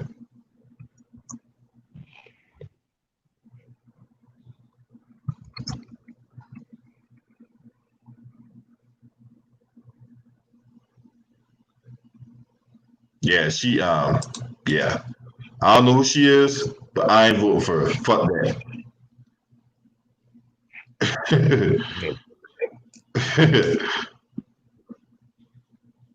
Shit, not enough alcohol. Shit, not enough fucking drugs. Look, you can mix cocaine, hash, and heroin together and shoot it up my fucking bloodstream, and I still think she's not attractive. Yeah, that's a tall one, right? That's a tall order right there, man. I mean, I don't. I mean, she might be that man. I mean, there's not enough time. There's not enough time today to go through the list of things she looks like. You know what I'm saying? I mean, you can give me cocaine, 2 tablets of Viagra, and do a goddamn fucking electric shock to my fucking dick, and that shit still ain't gonna. It's not gonna work. Yeah. Man, look too raw. Clear. If I had 2 choices, right, and the first choice was to have raw, unadulterated sex with her, and the second was to put me in an electric chair, just go ahead and put me in the chair, man, for real. Just go ahead and put me in the chair, man. You know what I'm saying? I don't deserve to live at this point. If I gotta fuck her to live, just go ahead and kill me, shit.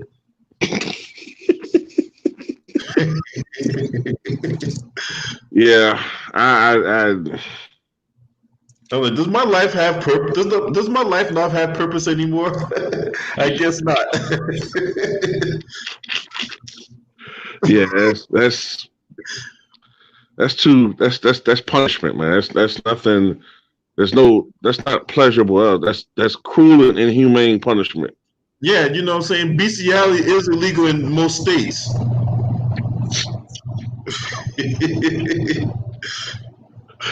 Or necrophilia. Yeah, necrophilia, right? Oh, let me tell you this story too, Rob.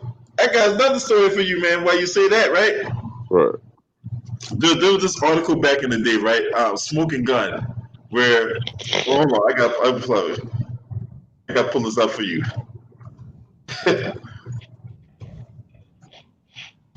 Basically, what happened was, oh shit, this happened This happened a month ago. I got some news for you, right? This came out of Atlanta. Georgia man arrested after being caught having sex with a dead woman, right?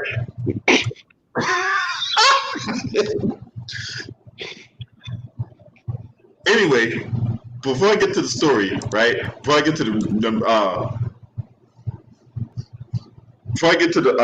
the article, right? So basically, the man saw this woman's face in the obituary, right? Because she died in a motorcycle accident, right? Right. Either motorcycle accident or automobile accident, right?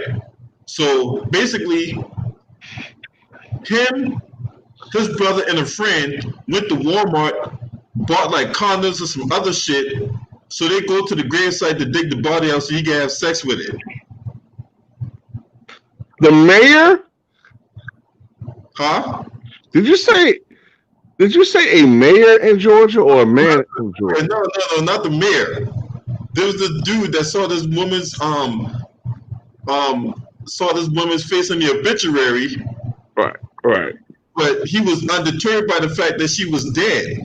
So it was him, his brother, and a friend. The dude, his brother, and a friend went to Walmart, got like condoms and shovels and all that type of shit. to go to the gravesite to take the body out so he can have sex with it. So a bunch of Trump supporters. Okay. Yep, basically. You know what's the most troubling thing in this is not even necessarily the fact they fucked the dead woman, but the fact that the brothers are comfortable enough to have sex with each other with a dead woman.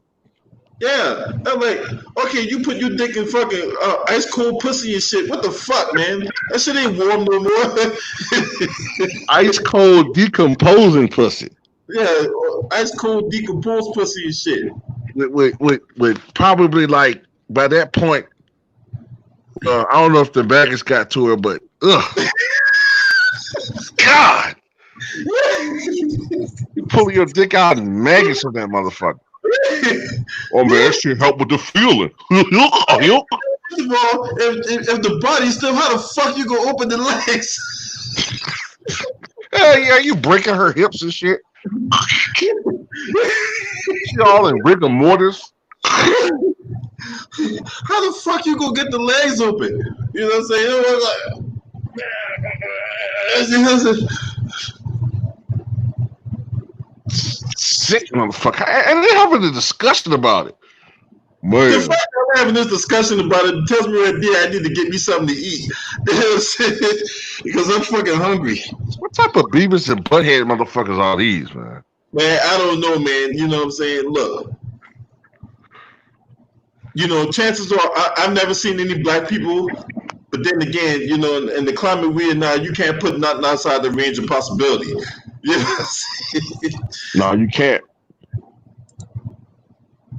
So this story here in Atlanta, right? Man, this shit crazy. This was in Atlanta.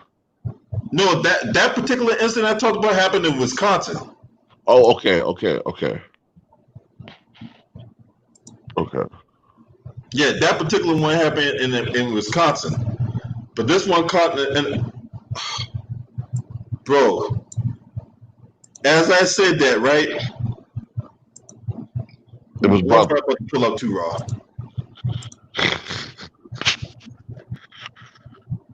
You fucking dumbass. Well, as I said, you can't put nothing outside the rim. Can't put nothing outside the rim of possibility. I pull up this article, and boom, there you go. Look at you. That motherfucker look like a creepazoid. He looked like the motherfucker from Hot Tub Time Machine too. Yeah, he looked like the black dude that was on there. The only black guy in the whole fucking movie. Right. Big County deputies have arrested a man after they say he was caught having sex with a dead woman outside of a local homeless shelter. Lord have mercy, man. Officials say they were called out to the 100 block of Walnut Street. Well, appropriate term for this individual. Just after 4 o'clock Sunday morning, after a caller complained that 2 people were having intercourse on the front steps of the property. This ain't fucking Weekend at Bernie's, goddammit. So let me get this. Let me get something straight. So I'm assuming this. This is what I'm assuming. I'm assuming that he discovered this woman dead. I'm assuming she was homeless. Yeah. So instead of seeking help, his sick fucking mind took advantage of the fact that, oh, dead pussy, let me fuck it. She ain't moving? You know what I'm saying? She can't accuse me of rape. She already did. Shit, it's time to get it in. That's what this motherfucking sick mind was thinking. Oh my God. Man, there's some sick freaks out here, man. Yeah, man. Absolutely just sick, depraved, fucking. At least Bill Cosby was pretending. He just wanted to play pretend. And that's the thing, Too Raw. They found this motherfucker in the act. Yeah, Weekend at Bernice. Yep. That's what it is, Weekend at Bernice. Weekend at Bernice. So they found this. They found him. They found this motherfucker drawers off and all that type of shit. Oh, I was gonna say, so you mean he was asshole naked when they found him? Yeah, he was. He had this girl. This guy. The motherfucker was butt booty naked when they found him. Oh my God. Just asshole all out. You know what I'm saying? 20-mile-an-hour winds blowing in his asshole. Shit. Asking him, huh? I mean, wouldn't he feel weird whenever he looking up at her, he see a pair of staring fucking eyes, just looking nowhere what the fuck he looking at? Eyes ain't even looking at him and shit. Oh, how that feel, baby? Oh, I know it felt good if he was alive though, but hey, I enjoyed it. Fucking creepazoid ass nigga. Yeah. You know what I'm saying? All kind of, man, you know what I'm saying? You know, this woman, and then that's the thing, they found this woman was dead for some time. So, the fact, I mean, just think of it. You know what I'm saying? If she was dead for some time, you lift up her leg and a cockroach comes out the pussy or whatever like that, then that is crazy, man. Oh my God. So this is a sick fuck. So he's a sick that freak. makes it worse. So it ain't like she just died. This is a woman who probably was dead for several hours or a day. Days. Oh my God. So she probably have turned colors. She's cold. She's decomposing. She might be foaming at the mouth. I'm not trying to get too gross, but I read about what happens with decomposition. I think we're a little late with the graphics and shit. Yeah, I ain't trying to be too gross for people out there, but that's a disgusting motherfucker. I'm just trying to emphasize how disgusting he is. Oh, yeah, dirt around the crack of the ass and shit. Yeah, come on, man. Oh yeah, elimination. The body eliminates. Oh, you disgusting fucker, you. Freak.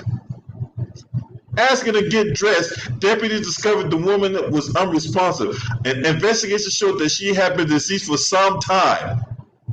Now, deputies charged the man identified as Kenny Aubrey Whitehead with necrophilia. He's currently being held without bond.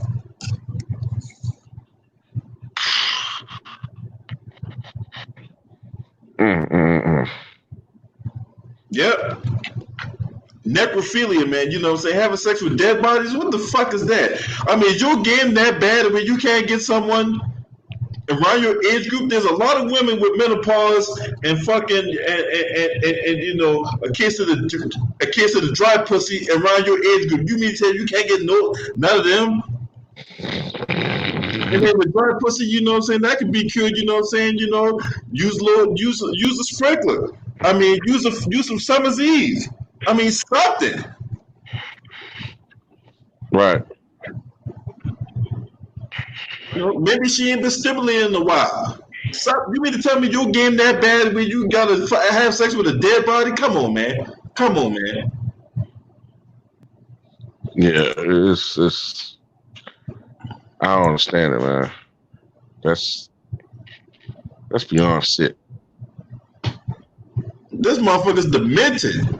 And guess what this happened at? Atlanta. That figures.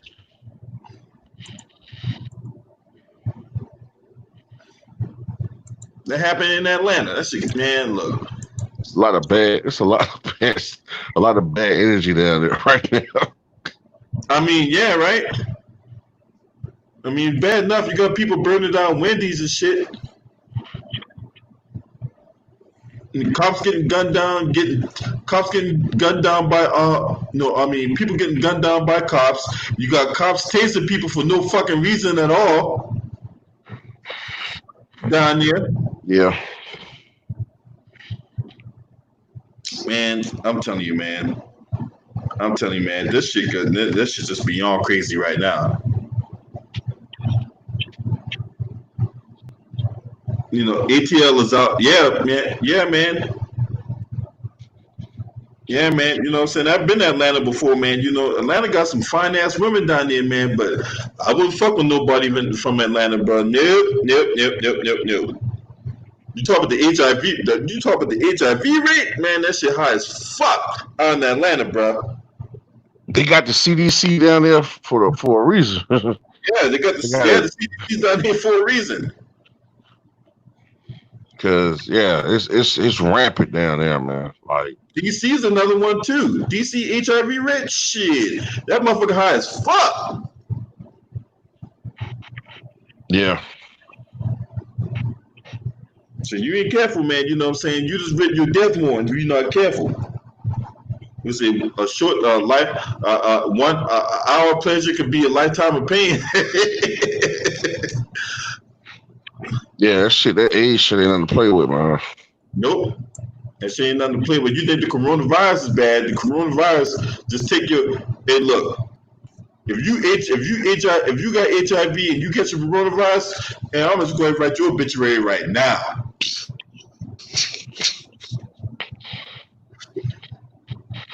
Yeah, everybody can't afford what Johnson's doing. No, you can't. No, you can't just dole out $75,000 for a damn blood transfusion. Right. Yeah, everybody ain't got that kind of money. Nah. So it's like. Now, Sean Taylor mentioned something saying in ATL, you can't tell the difference between who's a man and who's a woman. Everybody down there changing gender. See, that's scary right there, man. That shit's scary. But you know, in my past life, my name was Steven, but now I'm Stephanie. Bitch, I'm out of here. Yeah, right? They shaving off Adam's apples and shit. Yeah. It's Too raw. Breaking news. Breaking fucking news from the Washington Post. What? 6 of Trump's members tested positive for COVID-19.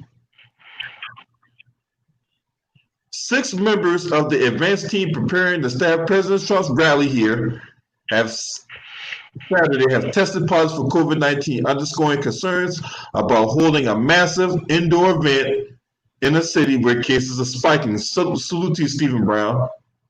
The campaign made that announcement saying quarantine procedures had gone into effect for the infected staff members and those in imminent contact or immediate contact with them, as well as hundreds of supporters filled downtown streets in anticipation for the president's rally, his first since the virus brought much of the public life to a standstill in March. Damn. So these are the individuals who are preparing for this Juneteenth rally. That's part of the main members of his 6 of the main people that are preparing for this event. Yep. See what I'm saying, man? Like,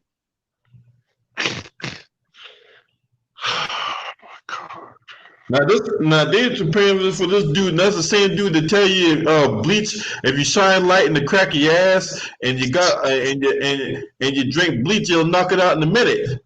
No, but he said it'll knock you out in a minute. Man, I know, like where I live at, it was a couple of people who actually got seriously ill. No shit. From trying that shit. You trying what? His goofy ass suggestion a couple months ago about you had people trying to drink bleach? Yeah. Oh my fucking God, man. You know which ones I'm talking about. The ones that, hey Jennifer, you heard what our president's saying? He said you drink bleach, it can cure. You got to try it. Go ahead, Abner. All right, I'm gonna try it. Stupid fucker. Yeah, I mean, come on, man. That's all kinds of stupid. But hey, you want to go ahead? You want to risk your life for this man? Go right ahead. You know what I'm saying? Go right ahead. Be my guest. The less you jackasses run around society, the better. You know? Yeah, I agree. Like when I first heard him say it, I was like, I couldn't. I was like, wait a minute, is he trying to be funny? Is this probably a joke? No, Yeah, right? he's serious. No, he real serious. No, he'll knock it out in a minute. What do you think? And she want to tell him, look, if anybody, well, ain't no coon gonna sit up there and try to show him up right there. But anybody real, right? I'd be looking at look. If I was like a flying cockroach in the room, and I just happened to hear that, right? And then this flying cockroach would have mutated into somebody in human form, right? And I'm sitting down there listening to this. I'm like, motherfucker, is you crazy?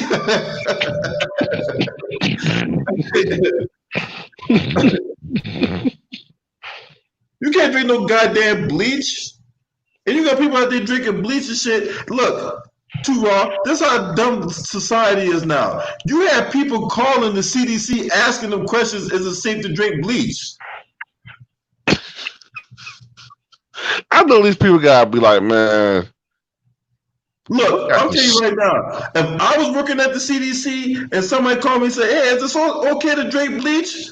I would hang up on their ass. Yeah. I would make one blanket fucking statement over the voicemail. I mean, don't they fucking see in the caution?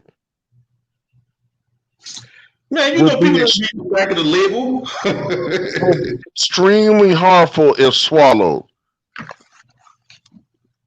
Look,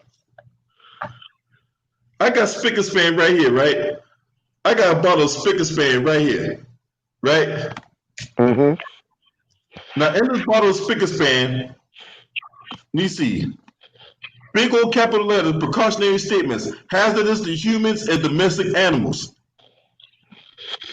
Caution, causes eye irritation. Avoid contact with eyes or clothing. Wash thoroughly with soap and water after handling and before eating, drinking, chewing gum, or using tobacco.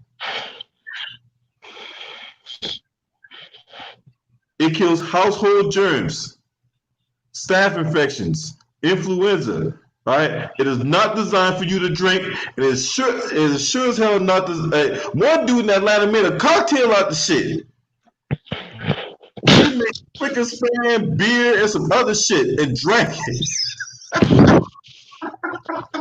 Stupid.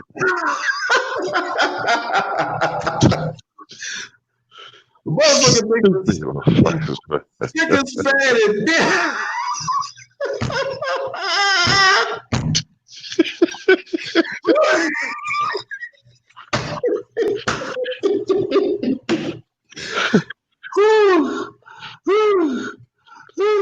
Lord, man, these some stupid people in the fucking country,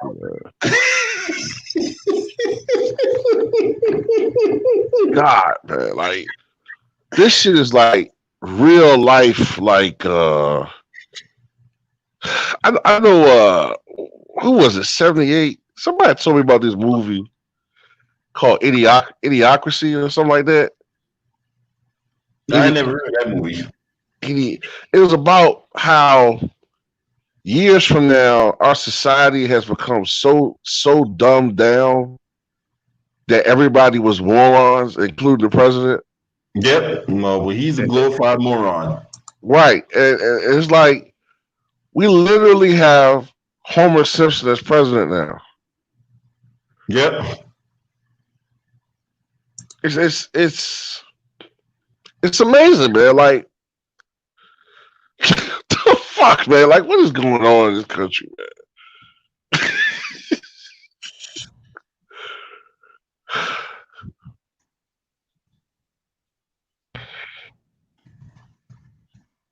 I don't know, man.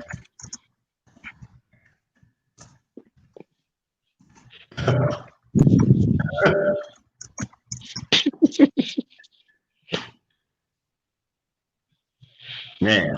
Then the motherfuckers trying to put fucking lasers down their throat and shit and try to kill it. Yeah, laser. I'm like, you ain't put no laser down my goddamn throat. But the heat kills it. Yeah, dude, he kills it in a minute. If that's the case, you might as well have like a quarantine car. You might as well have a car with infrared and the motherfucking some shit in it.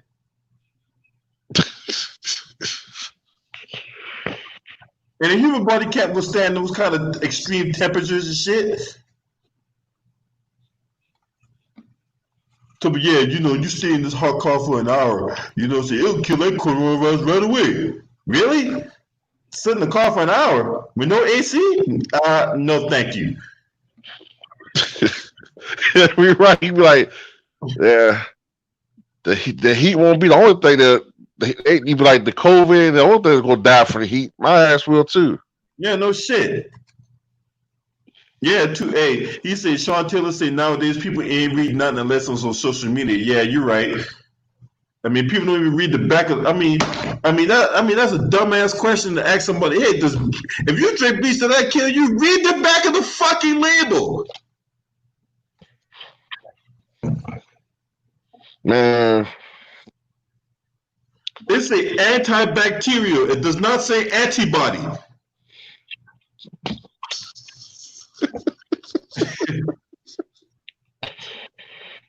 Jesus, man. Man,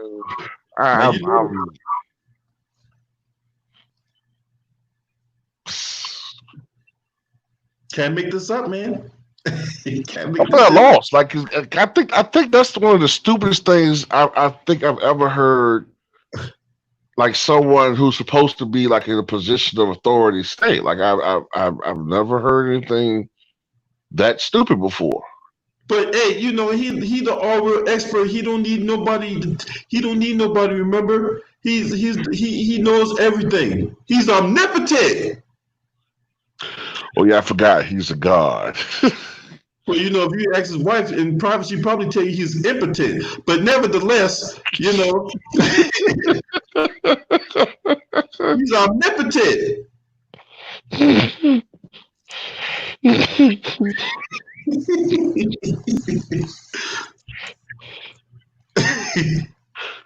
Stormy Daniels said that he looked like one of those little mushrooms that you pick up in Mario Brothers. That what she said? Yeah. Wow. And she should know. She a porn star, She's seen right. dicks in all types of shapes and sizes. Right.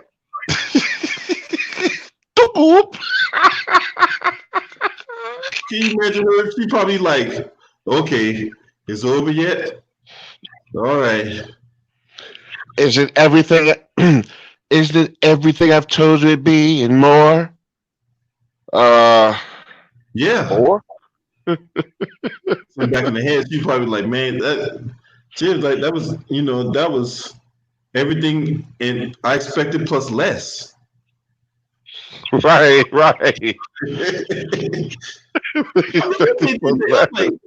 I'm like, why'd you do it? All right, why'd you do it? She go up to Stormy Daniels and be like, so you was in this alleged affair with Donald Trump. Why'd you do it? Well, I have a non-disclosure agreement. I can't really talk. Man, fuck that non-disclosure agreement. Shit. You might tell about, hey man, just like Corinne Steffens, man, when Superhead put out that book, talking about Confessions of a Video Vixen. And I remember one day when they asked her about that book, right? And she talked about, well, it's supposed to give you street cred. No, it's not giving you no credibility. It makes you look like a hoe. Yeah. I actually read that book years ago. And it does make her look exactly like a nasty whore. Yeah. It don't give you no credibility. It makes you look like a hoe. Yeah. Nasty one. Yeah.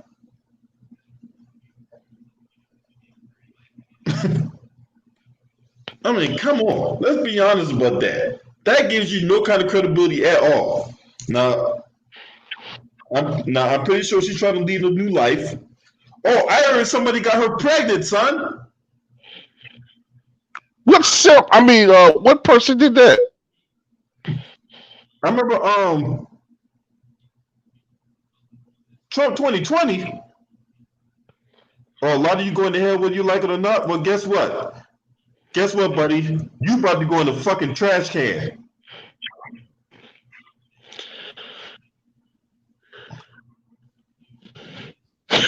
he got a nerve telling some Trump 2020 and then tell somebody else they're going to hell.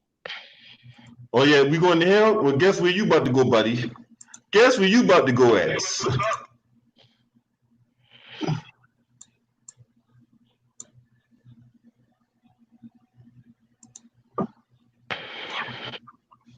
Yeah, Anthony Norman. Yeah, all of us are pussies. Well, guess what? You about to get fucked, buddy.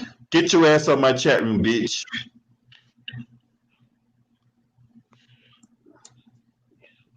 See ya. And don't let the door hit you on the ass on the way out. Yeah, I saw. Oh, I didn't see that. See that Twitter of him getting fake tan dude whole that. No, I didn't see that. I didn't see that. I didn't see that. I sure as hell did not see that. Trump 2020, get that shit out of here. Get that bullshit out of here. Talk about Trump 2020. No, the only day 2020 is my fucking vision. Now see me, I'ma see you out this fucking chat room, bitch.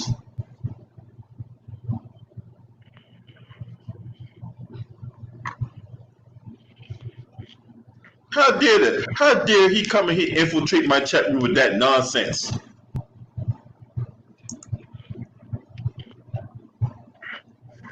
Oh, don't worry about it, Jacob Jennings. It's all good, you know what I'm saying? It's all good, you know. You good.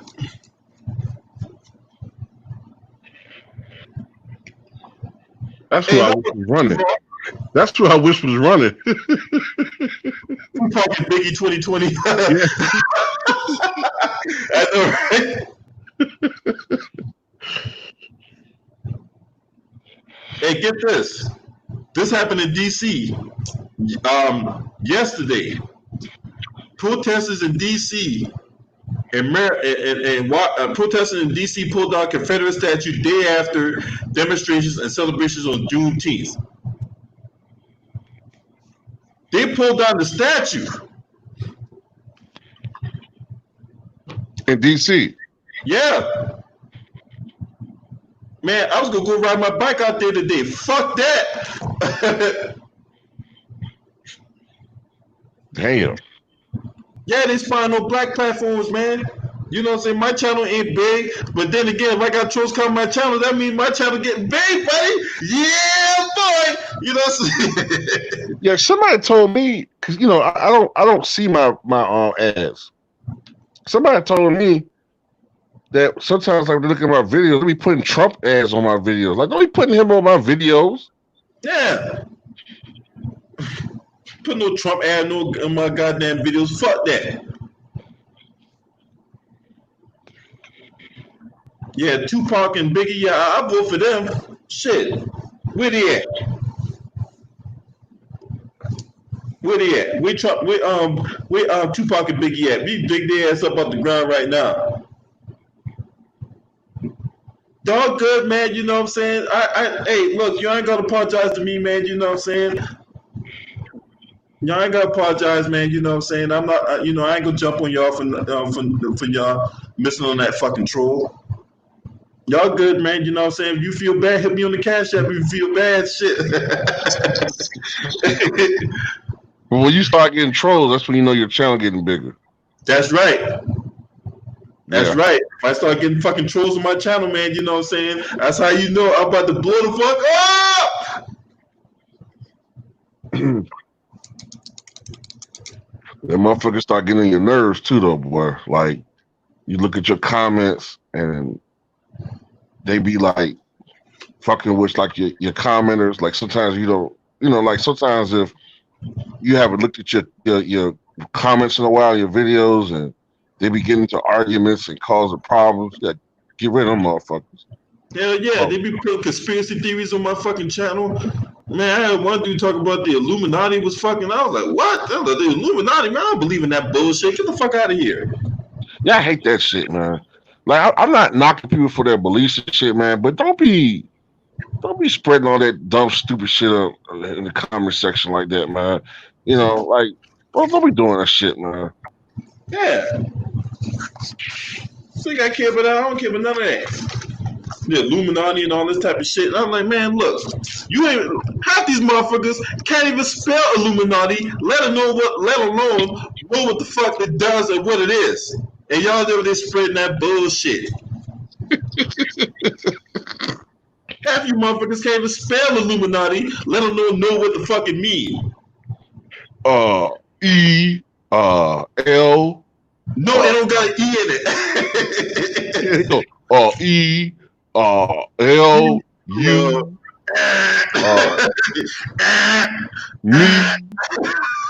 Me. Naughty. Yeah, that's it. Shout out to Jacob Jennings for the Cash App donation, man. Salute to my homie, Jacob Jennings, man. Jacob Jennings, man. Look, you a general, hey, man. Look, Jacob Jennings always been the general on my channel, man. You know what I'm saying? And I appreciate your donation, man. He says for my dog 100, always keeping 100 on my channel, man. I think Jacob Jennings first came on my channel when I went to the Mac and Cheese Festival in DC last year. You said Cheese Festival? No, the Mac and Cheese Festival. Oh, Mac and Cheese Festival. Okay. Yeah, DC had a Mac and Cheese Festival back in October. No, it was late September, early October. I went to the Mac and Cheese Festival. I did some videos on there. You know what I'm saying? I would look. I think at the same time, I think I was looking for LVZ because I thought he was gonna be out there. But yeah, man, I had that Mac, man. Hey, and you know, I paid my $29. I paid like $29, right? And I got a VIP ticket for free. Damn. I got a free VIP ticket, just, you know, talking some games and some chicks and whatnot. You know what I'm saying? So I get up in there, and I got the crab mac and cheese. Oh, my God. Boy, that crab mac and cheese was out of sight. But then again, Palm Color gave me some fucking street corn mac and cheese, and that shit was disgusting. I mean, they give me a wooden spoon like they protecting the dolphins and shit. Mm. But yeah, man, I would definitely, man, whenever they food festivals, man, you know what I'm saying? You know, down in Richmond, they had a bacon festival that was coming up. A bacon one? Yeah, they had a bacon festival, you know what I'm saying? You know, I was going to go down there and get me some chocolate-covered bacon, yo. I was going to go down there and get me some goddamn chocolate-covered bacon. Oh, my God. You know, bacon go good on anything. Cheeseburgers, ice cream, fucking, you know what I'm saying? I mean, God damn. But you know what? It is true, though. Bacon's like it goes with every fucking thing. Like, yeah. I mean, who don't like sweet and salty? Everybody have a breakfast cereal coming out called Bacon Crunch or some shit. Yeah, Bacon Crunch cereal. You know what I'm saying? Man, I love bacon, you know what I'm saying? Shit. God damn. You know, I love that. I love bacon next to chicken. Yeah. Yeah, I think my three favorite foods are probably bacon. I mean, not bacon, excuse me. Chicken, hamburger, and probably pizza. Yeah, chicken's my favorite food, but then again, I love fish. Fish is my second favorite food, and hamburgers is my third. And you know, rounding out the top five would be lasagna and bacon. Oh, I like lasagna too. I love bacon. Fucking bacon, dog. God damn. I sit home and eat that. Look, when I had breakfast this morning with my waffle, I had like one waffle and probably like 6 pieces of bacon.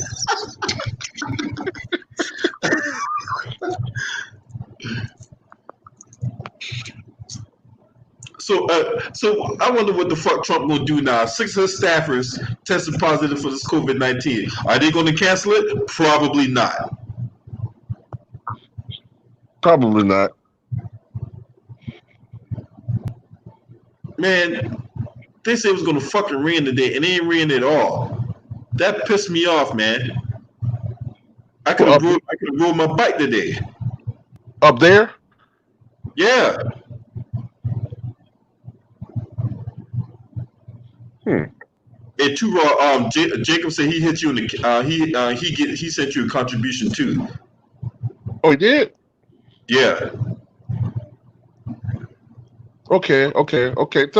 Thank you, man. I really appreciate it, man. I appreciate all these, man. I really appreciate everything that a lot of these guys do, man. Like, as far as contributing to the channel, whether it's support, whether it's, like sometimes, man, dealing with YouTube and the way they like suppress our videos, our views, it can, sometimes it can kill my spirit as far as like uploading, man. But I've been looking at some of the comments people be writing, man, and it really like motivates me to keep doing it, man. I was at a point where I just was numb to all the people's comments, whether it be good, bad, or indifferent. I just like coming on here talking shit. I like coming on here. I like reporting on stuff. I love giving my insight on shit. You know what I'm saying? Right. And it just so happened that that people are starting to like gravitate towards what I'm saying and how I'm saying and what I'm doing. Yeah, there were a few jackasses that was like, man, your channel never gonna grow. I remember one time when I had 59 subscribers, right? Mm-hmm. I had 59 subscribers, right? This dude told me, that my channel was never going to grow when I had 59 subscribers. Now my channel's sitting at, I'm like, shout out to Brandon Nicholson for his contribution to the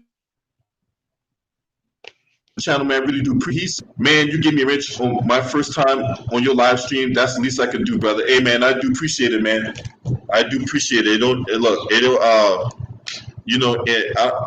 care what you contribute to the channel, man. The fact that you come on, you show me love, your comment on things, man. You know what I'm saying? You participate. Hey, that's all hey, I do appreciate it, man. You know what I'm saying? Because it gives me the fuel to keep on going. I was sitting at 59 subscribers. I had somebody come my comment and said, your channel's never going to grow. Yeah, my channel. Now I'm sitting at, let me see where my channel sit at now for as far as subs. 475, right? But my channel ain't growing, right? Yeah, did that troll ever come back? Fuck no. Yeah, man, fuck them trolls, man. I remember when I had my original channel taken down 8 years ago, and I had to start all the way over. And that's when you learn who people, because back then I had like almost 1,000 subs, which was a lot back then. But then I had to start all the way over. And, I didn't really like, how can I say this? Like, I didn't, nobody was warned what happened to my channel. I didn't create like a backup channel. So I literally had to start all the way over. And I remember like for like a month, man, I only had like 10 subs. And, it was a long process, but eventually some of the people that were subscribed to you will find you again. If you make enough videos, people will see your videos and like your stuff and subscribe to you. Yep. And you know what I'm saying? Like, I'm not where I want to be, but I'm thankful for where I am. You know what I'm saying? I'm thankful to be at the level that I am on YouTube. Yeah, I'm on my way to your level too, Rob. You can best believe I'm on my way to your level, man. And you know how I know my channel was growing when I got, I met Ticket behind the scenes, right? Right. I've been subbed the Ticket for like about 4 years or so. I was subbed the Ticket channel, right? And I would contribute a lot to his channel. I remember when I was on his channel, he was like, "Make sure I go subscribe to Too Raw for TV." So I was like, "Too Raw for TV." I'm like, "Let me go see who Too Raw for TV cat is," right? So I go in there. I remember you putting out basketball videos from a historical standpoint, right? Right. So that's how I got hooked on to you. I'm like, man, this motherfucker know his basketball. So that's when I saw that's when I saw your channel. And it just so happens it took ticket to go on a live stream, and then I got to finally, talk to you in person and all that. Well, not in person, but I got to, talk to you on ticket live stream and shit like that. I'm like, man, this too raw for TV cat. I'm like, this motherfucker know his shit, and not just from a basketball perspective. I'm talking about from like a wide range of topics. You are like really well versed on a wide range of topics, man. Well, I mean, that's what happens when you just, I guess, you get addicted to reading and shit, man. Just read all the fucking time a lot. And the thing about it, I don't read as much as I used to, and that's something that I've kind of slacked off on. Right. I used to read all the fucking time, man. Like it was like an addiction. Like I just would read, and then, once I exhaust my resources with that for a while, I would try to find something else to be interested about, and I would read it.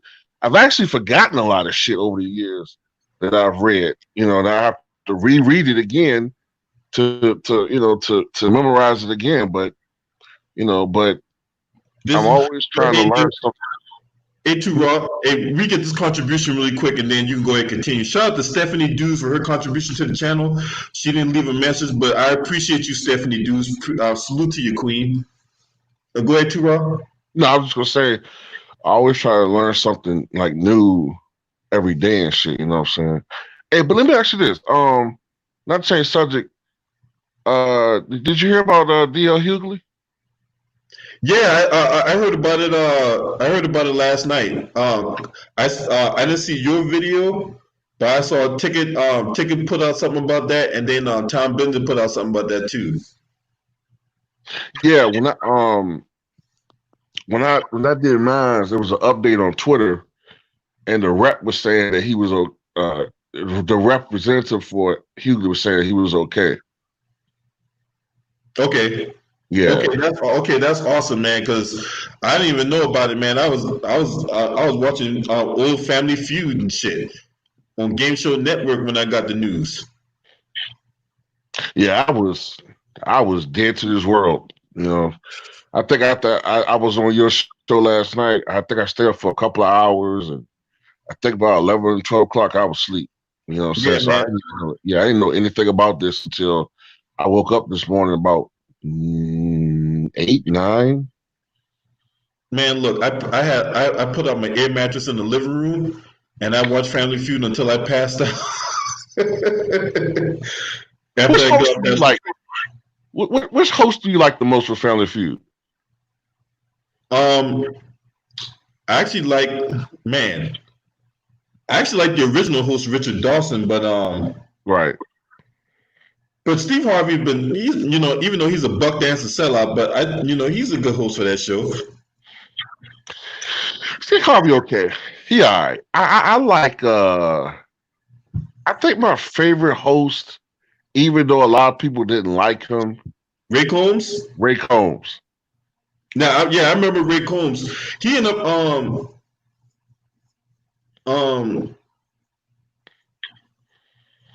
what would happen? He ended up committing suicide. Yeah.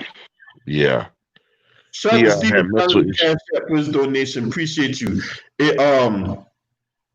What up, Joe Johnson? Salute to Joe Johnson in the chat. Too raw. The Queen Stephanie Dews. I guess she wants your email so she can send you a contribution. Oh, does she mean like my like the PayPal or the Cash App, or she mean that? PayPal. Oh, okay.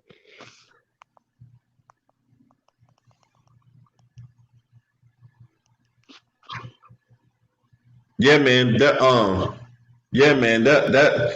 was some sad stuff, man. That was really sad. It was sad. I think he was suffering from like mental issues, and something happened. I forgot the exact story, but he was suffering from some mental issues, and I think I want to say they found him dead, hung in a jail cell, or was it at home, or I can't remember. I know he hung himself. It was sad. It was real tragic. Yeah, he died by hanging himself. He committed suicide by hanging himself at the Glendale Adventist Medical Center, Right. where he held for observation. That's where it was. Okay, he was in the hospital. Yeah. 41 years old, I think. He was 40, yeah. Yeah, 40, okay. Yeah, it was sad, man. He had 6 kids. And I think he had gone through a divorce, too. Yeah. Right. Yeah. I like Ray Combs, man. He was funny. He was funny.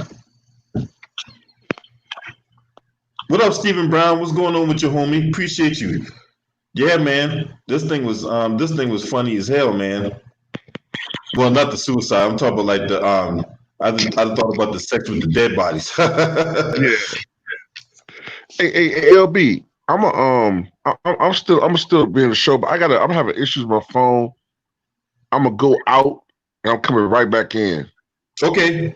If anybody want to come in and chop it up with us, me and the homie Two Raw, you know what I'm saying, there's a link. If you click the link and come on in, if you want to chop it up for a little bit, if you want. We open up the floor. You know what I'm saying? It's funny that Trump got his minions testing positive for this COVID-19. Yeah, it is. I'll be right back. All right. Okay, I'll be right back. All right. More news. It just, Trump fires U.S. attorney who investigated his associates. So this, of course, another retaliatory fire by Donald Trump. Now, presidents move deep into crisis over the independence of law enforcement and the president's purge of officials he views as disloyal. Now, Nakamama, a.k.a. William Barr. Now, if you don't know who William Barr is or what he looks like, I'm about to show you, right? Da, da, da, da, da, da, da.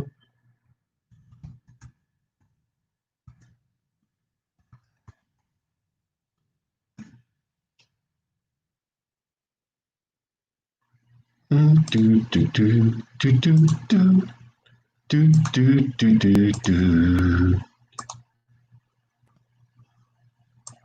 Now, as you can see, William Barr, aka Nakamama. What up, Jacob? What's good? Chiller, man. You know what I'm saying? But show a picture of William Barr, aka Nakamama off Dinosaurs.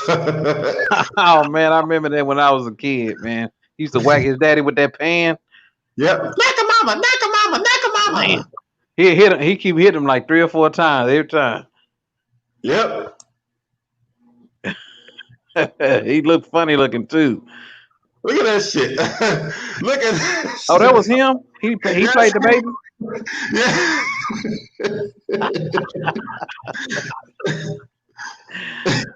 Oh. Look at them eyes, dog. Look, he got them cartoon hands too. Look, he got 3. Why cartoon hands always got 3 fingers and a thumb? I know, right? Oh man. Hey, that's funny.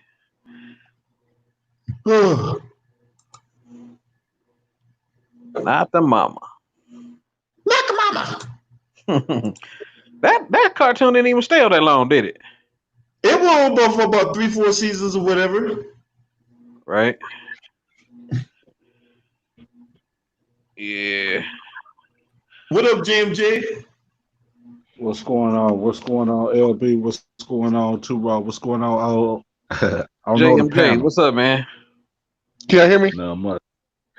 Man, I just seen some news, man. I've been seeing news all day. And I ain't talking about on mainstream media. I've been looking at articles that someone had in Oklahoma a few people in the Tulsa, Oklahoma joint got the COVID-19 now. Yep. Wow.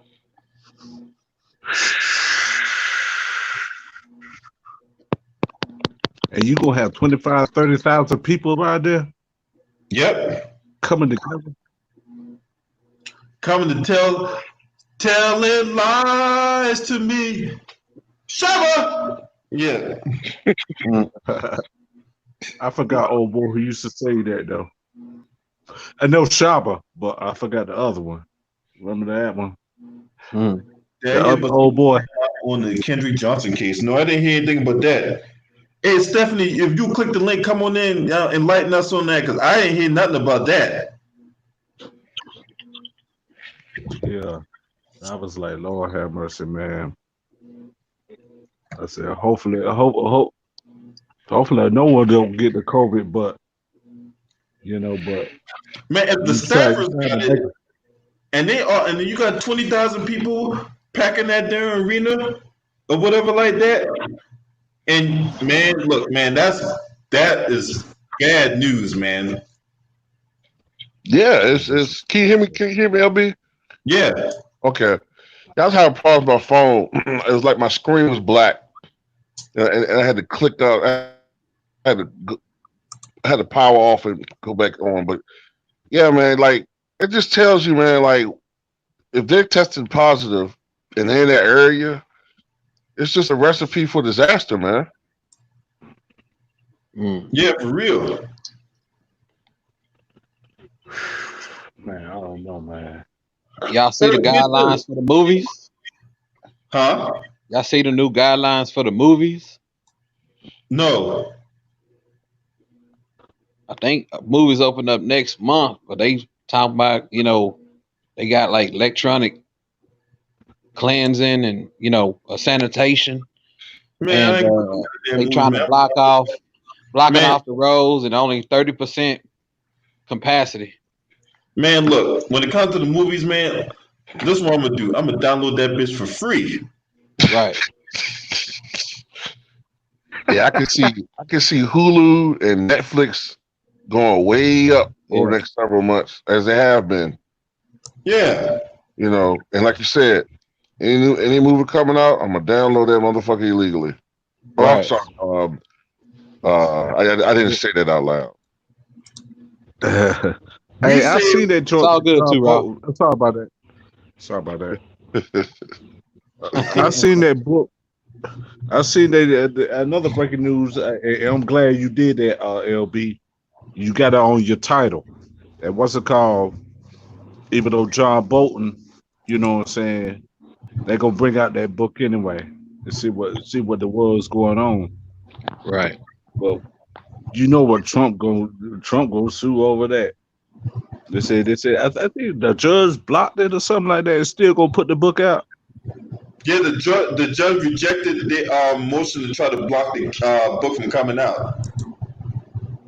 Yeah, I seen that. I said, yeah, Trump administration was trying to block it on like executive privilege or some bullshit, which was it's a bunch of bullshit. They just don't want the information that's coming on that book to be disseminated to the public, to make them look bad. That's pretty much what it is. Yeah. Jeff Bezos did make $500 billion since the virus came about. $500 billion. You say million? Billion. What's made $500 billion since the virus? Jeff Bezos, the founder of Amazon. Oh my God, man. And get this. I saw this on me and Stephanie Du's friends on Twitter, right? Mm-hmm. Get this. Amazon, this comes from the New York Post. Amazon slammed for offering workers chicken and waffles on Juneteenth. What type of racist bullshit is that? It says Amazon is again in hot water. They're again in hot water after its Chicago warehouse offered workers chicken and waffles to celebrate Juneteenth. Yeah, that's racist. I agree with you, Raw. That's racist in the mud. That ain't racist. I don't know what the fuck is. Chicken and waffles. That's delicious. I admit that, but it's still racist. Yeah. You know what I'm saying? You don't just assume because we're black that's a delicacy exclusive to black people. White people love chicken and waffles too. But I don't see them, you know what I'm saying, that'll be the main source of just bullshit, man. They be the main ones barbecuing and want to get chicken from you. Right. That's like putting if we put our recipe give it to white folks with no seasoning on it. You know what I'm saying? That'd be disrespectful, won't it? Give it to white folks with no seasoning on it. Land barbecue, JMJ. Yeah. Yeah, look, I be on my Facebook sometimes, and I just,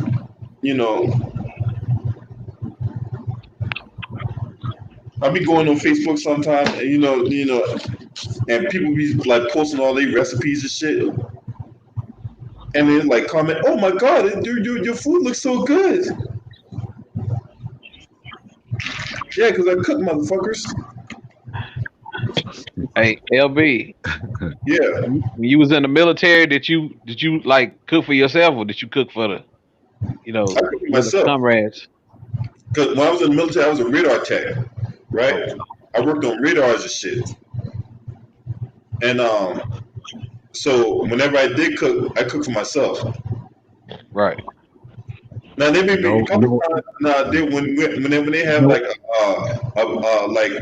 when we was out to sea, we did like Seal Beach picnics and shit. And then I would cook for the entire crew then. Right. Yeah. Hey, LB. Remember we used to go in the fields and joint. You can have MRE. You probably have breakfast with MKT tents and doggone MREs. MREs in the afternoon. I was in the Navy. I was never in the Army. I was in the Navy. What, LB? I was in the Navy. Okay. I ain't eat that MRE shit. Fuck that. LB, that ain't peanut butter.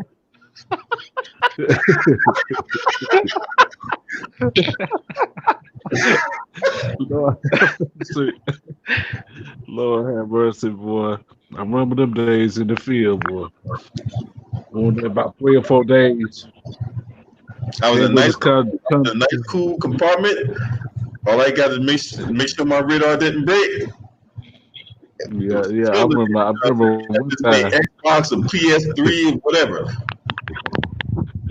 Yeah, I remember one time. Some people will buy it, will bringing their food up in the what's it called? Then we had, I think it was if it was cold. No, when it was cold, they had that that little furnace. I ain't say a little furnace. So I forgot what it was, but they had one dude one time. He from Chicago. He from Chicago, coming from Fayetteville. He used to cook that oodles and noodles and joy. He used to be like, "Come on, Raymond. Come on, Raymond." I'm like, Lord have mercy, man. This stuff is a trip, man. I like cooking the oodles and noodles, and they had that bring their own stuff, man. But the field was something, man. The field was something. Fuck that. You can't give me MRE, man. You know what I'm saying? That's the kind of food you open up and say, just add water. Yeah, that's what it is. That's what it is. Government peanut butter. like the government milk. Or government cheese that that don't melt and just burn to the fucking bottom of the pan. Had that oil in it. Yeah. Real man, you know what I'm saying? When I tell y'all a story, when I was growing up, right? I was like 10 years old. We had just got done during Hurricane Hugo, right? In South Carolina. Because it hit Charleston and whatever, right? So we had power for like a couple weeks. And then my grandmama would go get she would go get whenever they had, FEMA came down and, set up shop there, you know what I'm saying? She went and got food, whatever like that from there. Yeah. The government peas, it just said peas on it. No ingredient. Can it just said peas, right? And then the government cheese, man, you know what I'm saying? That motherfucker didn't even melt. Like the shape I had when I tried to make a grilled cheese sandwich, that motherfucker's supposed to be deformed, supposed to be melted, cheese supposed to be stretching, right? No, not this motherfucker. This cheese tore up the bread. Golly. Hey, Too Raw, have you ever seen a video of a McDonald's burger on fire? Oh, I seen that. I seen that. The bitch not burning. Yeah, I swear, I said, man, that burger got the devil in it, man. It ain't even the burger like still sitting there. I've seen worse though. I've seen worse. The Burger King burgers. I've seen the joint molded off your on your eyes. Y'all remember that? What the fuck? I seen Burger King got it molded. Burger King burgers. I said, I ain't never eating a Burger King again, man. I said, Lord have mercy. I said this a few months ago. I said, Lord have mercy. Damn. It's been you can Google that. They had it on the news and everything, the local news, other news. I was like, Lord have mercy. I ain't never eating that Burger King again. Fuck that. I ain't eat no Burger King again either. Fuck that. Hey, get this, right? We talk about Trump. Trump just fired the U.S. Attorney in Manhattan, Jeffrey Berman. Now, apparently, Jeffrey Berman was investigating some people that has something to do with the. Let's see what this says. The New York Times gave me this article, and the fucking New York and the Washington Post, right? Trump just firing people at will, deepening a crisis over the independence of law enforcement and the president's purge of officials he views as disloyal. So basically, if you're not loyal to Trump, your ass is fucking gone. Now, what was y'all saying? I'm gonna tell you this. How the word you can go stay in office, but you fire every doggone body, including the law on everybody, man. Well, don't you worry. Come November, we gonna fire him. He wants complete and total obedience, and he wants everybody to just be. Dude, think he a dictator, man. Yeah, he think he plankton off SpongeBob in the SpongeBob SquarePants movie. All hail Plankton. All hail Plankton. That statue ain't gonna build itself.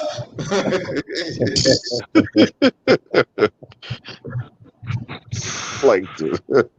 I bet you Trump like the type of person that you can't, if you bring up race, or something like that, if you start asking questions, important type questions, you know what I'm saying? You can get fired for just being too, he either too much or you just hey, curious, hey, I want to, you just basically talking about, the issues at hand. I can see him just never really answering you direct. I always got to be a political answer instead of just hey, I feel what y'all going through. You know what I'm saying? Yep. Hey, LB. Yeah. I just seen somebody just that subscribed to me just sent me a link saying that it's a report from Bleacher Report saying that at least 30 LSU football players have been quarantined because of COVID-19. Oh, but that's not the only report. 29 Clemson players tested positive yesterday. Oh wow! And Dabo Swinney talking about football matters. Yeah. The player's life don't matter, Dabo. Yeah, Dabo Swinney really pissed me off. You know what I'm saying? Because when I grew up, I'm a fan of Clemson. I'm not a fan now. You know what I'm saying? Because that's some bullshit.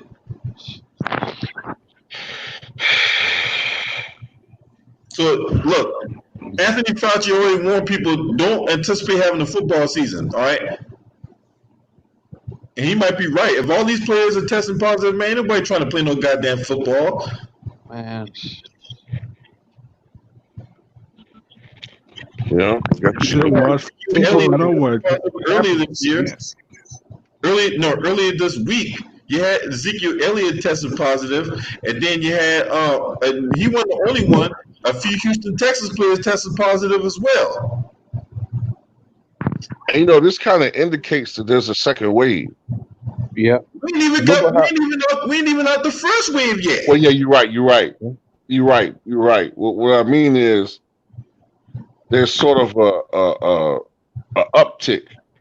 Yeah.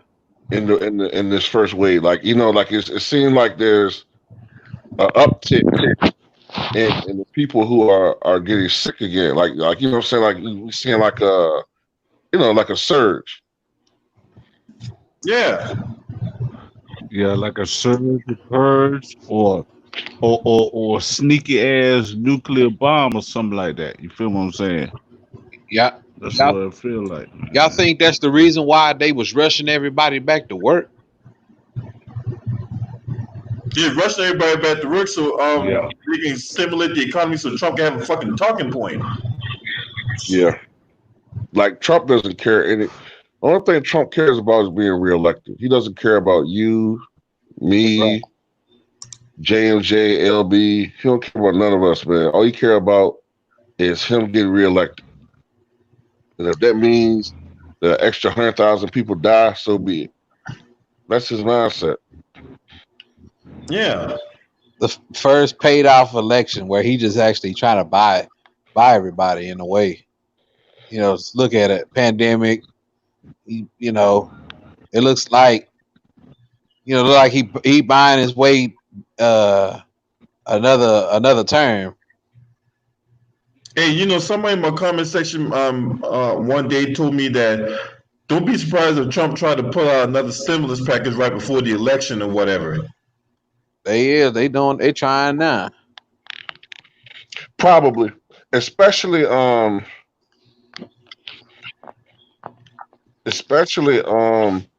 if the Republicans are losing this fall across the board, if Trump's losing to salvage the election, they're gonna try to hurry up and pass. They're gonna try to hurry up and pass some type of legislation to try to appease people, but people are not gonna fall for that, man. They're like, we appreciate it, but we still voting your asses out. Right. Thanks for the $2,000 check, but you still got to go. That's like, hey, look, if you pay a prostitute, right, you give the prostitute the money, she still ain't give you no pussy. He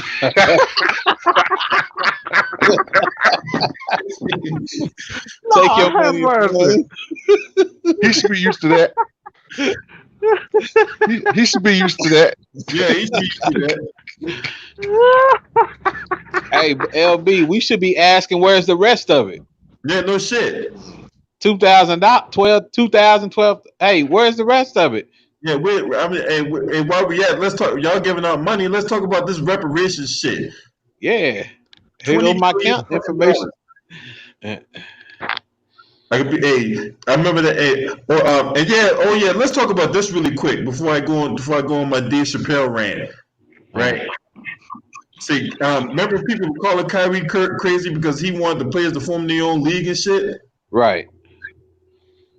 And people were calling Kyrie a liar and all this type of shit. Look, man, all them people people out there ain't trying to get behind Kyrie. At this point, they scumbags. They part of the enemy. Yep. Yep. I'm with Kyrie, man.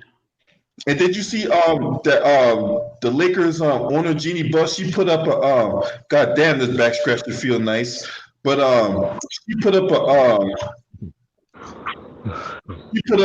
post from a racist fan. A racist fan sent her a letter, and she posted it and shit like that. I don't know if y'all saw that. Oh, talking about from Ticket said it one time, right? yeah. He talked about Ticket it, but I saw it on the Twitter account. Yeah, I don't know I the saw it on story. the Twitter account. No, I hadn't heard about that. Yeah. Yeah, man. Talk Wrote about a letter. the racist fan calling Kobe Bryant the N-word and shit. Yeah. Whoa. But this person's a Laker fan. But you calling him the N-word. Yep. How the hell can you be a Laker fan? That made no sense to it. No. It makes absolutely no sense. I don't understand. I mean, it's me, but I wish. Look, this is what I rather for a racist to do. Why do every time somebody say something racist, right? They always apologize and say, "Oh, I didn't mean," and this and that. I'm like, nah, man. I will respect somebody that will at least admit, man, look, hey, I hate black people or something like that, and just mean that, and just I rather for people to be like Dennis the Menace neighbor, Mr. Wilson. You know what I'm saying? He always mean. He ain't never changed. You know what I'm saying? Right. He's still the same mean person all the time. Instead of just being, oh, that's not what I meant. Nah, you know what I'm saying? You said what you meant because you would have never said it in the first place. Exactly. Hey, you know what? Hey, to add to that, Jacob, you know what else they say? Well, you know, I got 3 black friends. Oh, I get that. Oh man, I get that all the time. I got black friends. Really? All right, prove it. You love me so much, prove it. Man, I got 3 black friends. My girlfriend black. And Strom Thurmond was the fucking racist, and he had no problem having sex with black women. Right. Had a black daughter. Right. He hated black people. He hated black people so much he had sex with one and had a kid with one. But he hated black people. Right. So it's like that don't mean anything. I got black friends, my black friends, bitch, I don't give a fuck. Your black friends are probably buck dancers. Yeah. Yeah. Oh, I just see it too. I just see you said it. You said it. Go. They say he fired a U.S. attorney or something like that. Yeah, because he want to lower the Trump. Anybody not lower the Trump, man, their ass is going to the fucking trash can. Them dudes ain't lowering the Trump, man. They going to the trash can. Well, this is he doing like. I'm surprised Ronald Reagan ain't do all this stuff here back in the 80s. Yeah, he was just low key with his racism. Right. He was low key. Well, I have nothing wrong with those. I have nothing against those people. I always say that too. Those people. I just, I don't know, but he just, Reagan was a racist too, though. He was on a what was it, an audio tape a couple months ago, calling Africans monkeys. With Richard Nixon. They were talking about this black delegation, and that they had that the president had dealt with. And Reagan called them monkeys and shit. Yep. Man, what's it called? Trump. He might as well be Carol O'Connell on All in the Family. Yeah, for real, right? Is he dead? Yeah. He Carol O'Connell died June 22nd, 2001, I think. Yeah, I was on deployment then, so I missed that. What's it called? truck to type. Edith play some R&B music. Edith, what you doing there? Well, what you listening to there? I just listen to some music. What kind of music? Just colored music. Edith, stop playing that jungle music. Jungle. You have whole holler coming down here wanting to play the boogie woogie. No, if you're not careful, I just might have a jungle boyfriend. Man, y'all know. Yeah, man, I actually saw Sarah Palin. Y'all remember Sarah Palin? Yeah. That dope fiend, yeah. Man, I seen her up. I didn't even know she came to my job. She was a guest at they was having a reception. So, I was working this reception party, and I noticed, I was like, man, that woman looked familiar, man. I ain't even know the whole time that was her, man. How she look in person? She look good for her age. She don't look like she aged a bit, for what's she like in her 50s, so? Yeah. But yeah, because when she ran for vice president, she was like 43. Yeah. That was 2008, so she got to be like in her mid 50s. Yeah. Yeah, so she looks. Is she 56? Yeah, that's about right. Yeah, 56. Yeah, I can't believe that was her. She still wear the glasses. But Her I like husband that. was Todd, I think. Yeah. You remember that interview?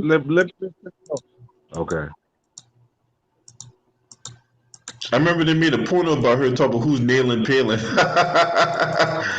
Oh yeah.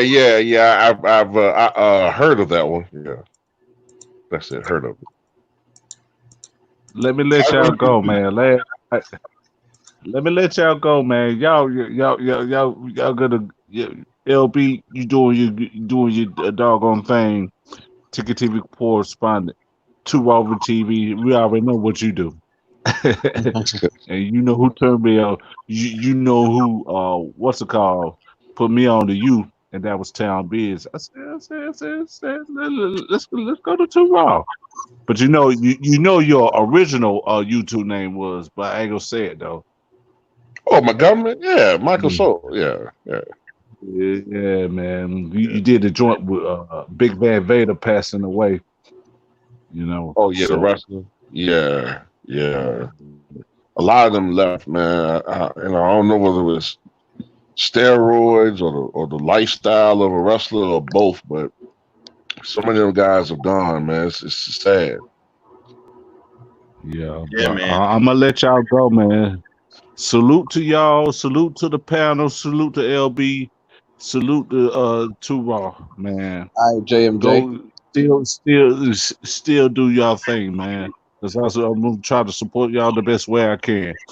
Yeah, do what you do, hopefully buddy. You know what I'm saying? We be right here. I ain't going. We ain't go wait, no wait. Well, we about to go somewhere in a little bit because I give me something to eat. But as far as like in general, bad boy for life. yeah, bad boy All for up in the life. video. All right, JMJ. Yeah. Man. All right, man. Y'all have a good one, brothers. You too, man. All right, now, yeah, man. That shit was that shit's crazy, man. Yeah, man. Yeah. We gonna see what this thing about. But hey, I'm gonna go ahead and end this stream. I'm gonna go give me something to eat really quick. You know what I'm saying? I don't know what I'm gonna get. I don't feel like cooking tonight. Yeah, I might eat something. No chicken and waffles. Well, go be some chicken, but it won't be waffles. I'll tell you that much. It could be some fried chicken somewhere. I just don't know where yet. Popeyes, Bojangles, I don't fucking know, man. Hey, Jack in the Box popcorn chicken. Huh? So Jack in the Box popcorn chicken.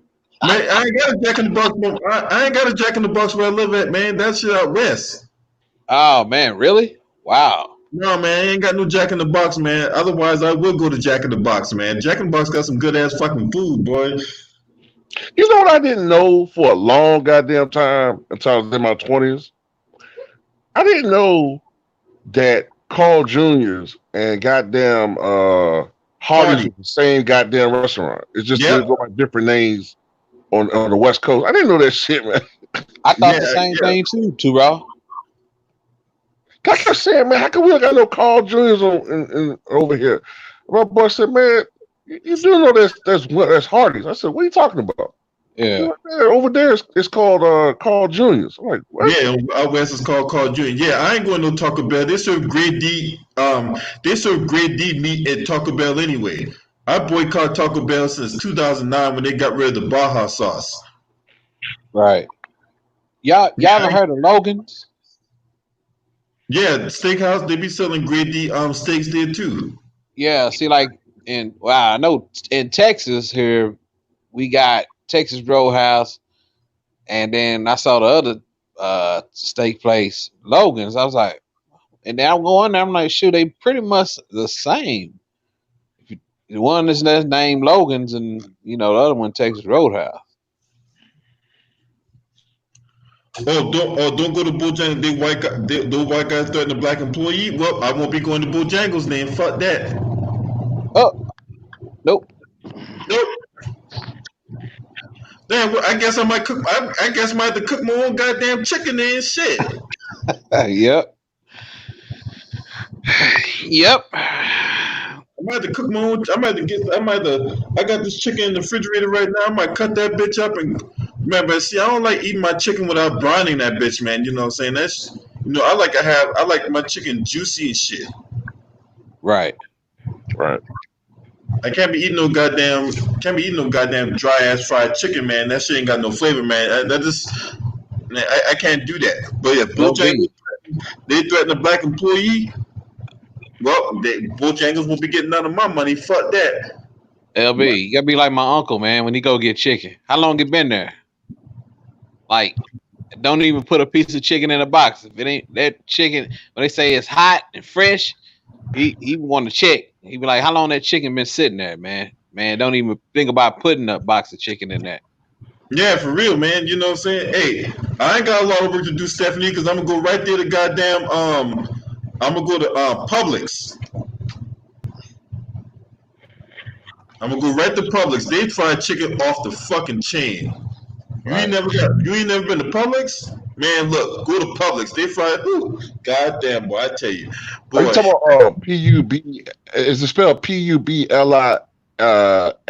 Publix? Yeah. Yeah, I know you're talking about. Yeah, Publix. Yeah, they fried chicken. Goddamn, boy. Woo! Hey, you ever ate air fried? What's that? You know that machine? You ever seen a machine 2 rolls called air fried chicken? I don't know if it's like a machine. You put the chicken in. I've seen one of those things. I've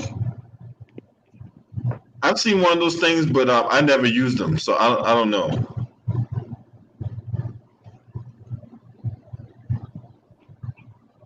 I never seen them.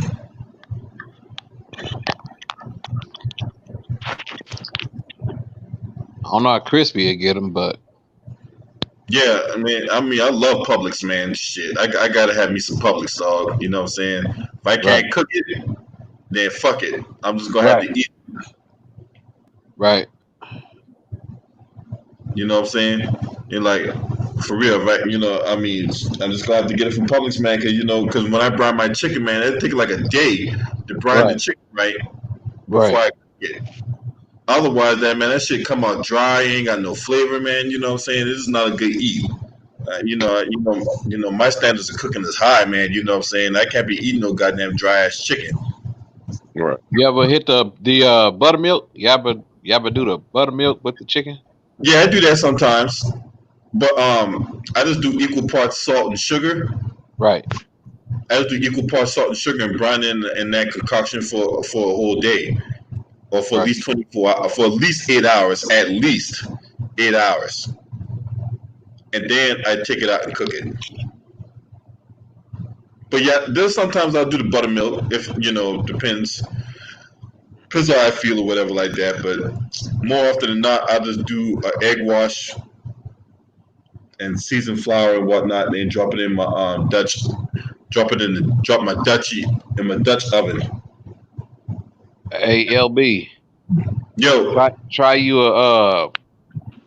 do a Italian marinated in some lemon juice and Italian Italian. dressing. Yeah, the clear one, not the creamy one, but the clear one. Okay. It's pretty good marinade, man. You know, grill it if you want, bake it. Yeah, I might do that. I might do that when I bake the chicken. Yeah. So I ain't got a grill. I ain't got a grill yet, so I'm yeah, DL Hughley, all right. He good. He doing good. But yeah, man, I'm gonna get the fuck out of here, y'all, man. Appreciate y'all. Salute to everybody in the chat. Salute to the panel, man. You know what I'm saying? Smash the like, hit the subscribe, man. That's your boy. Scream at me.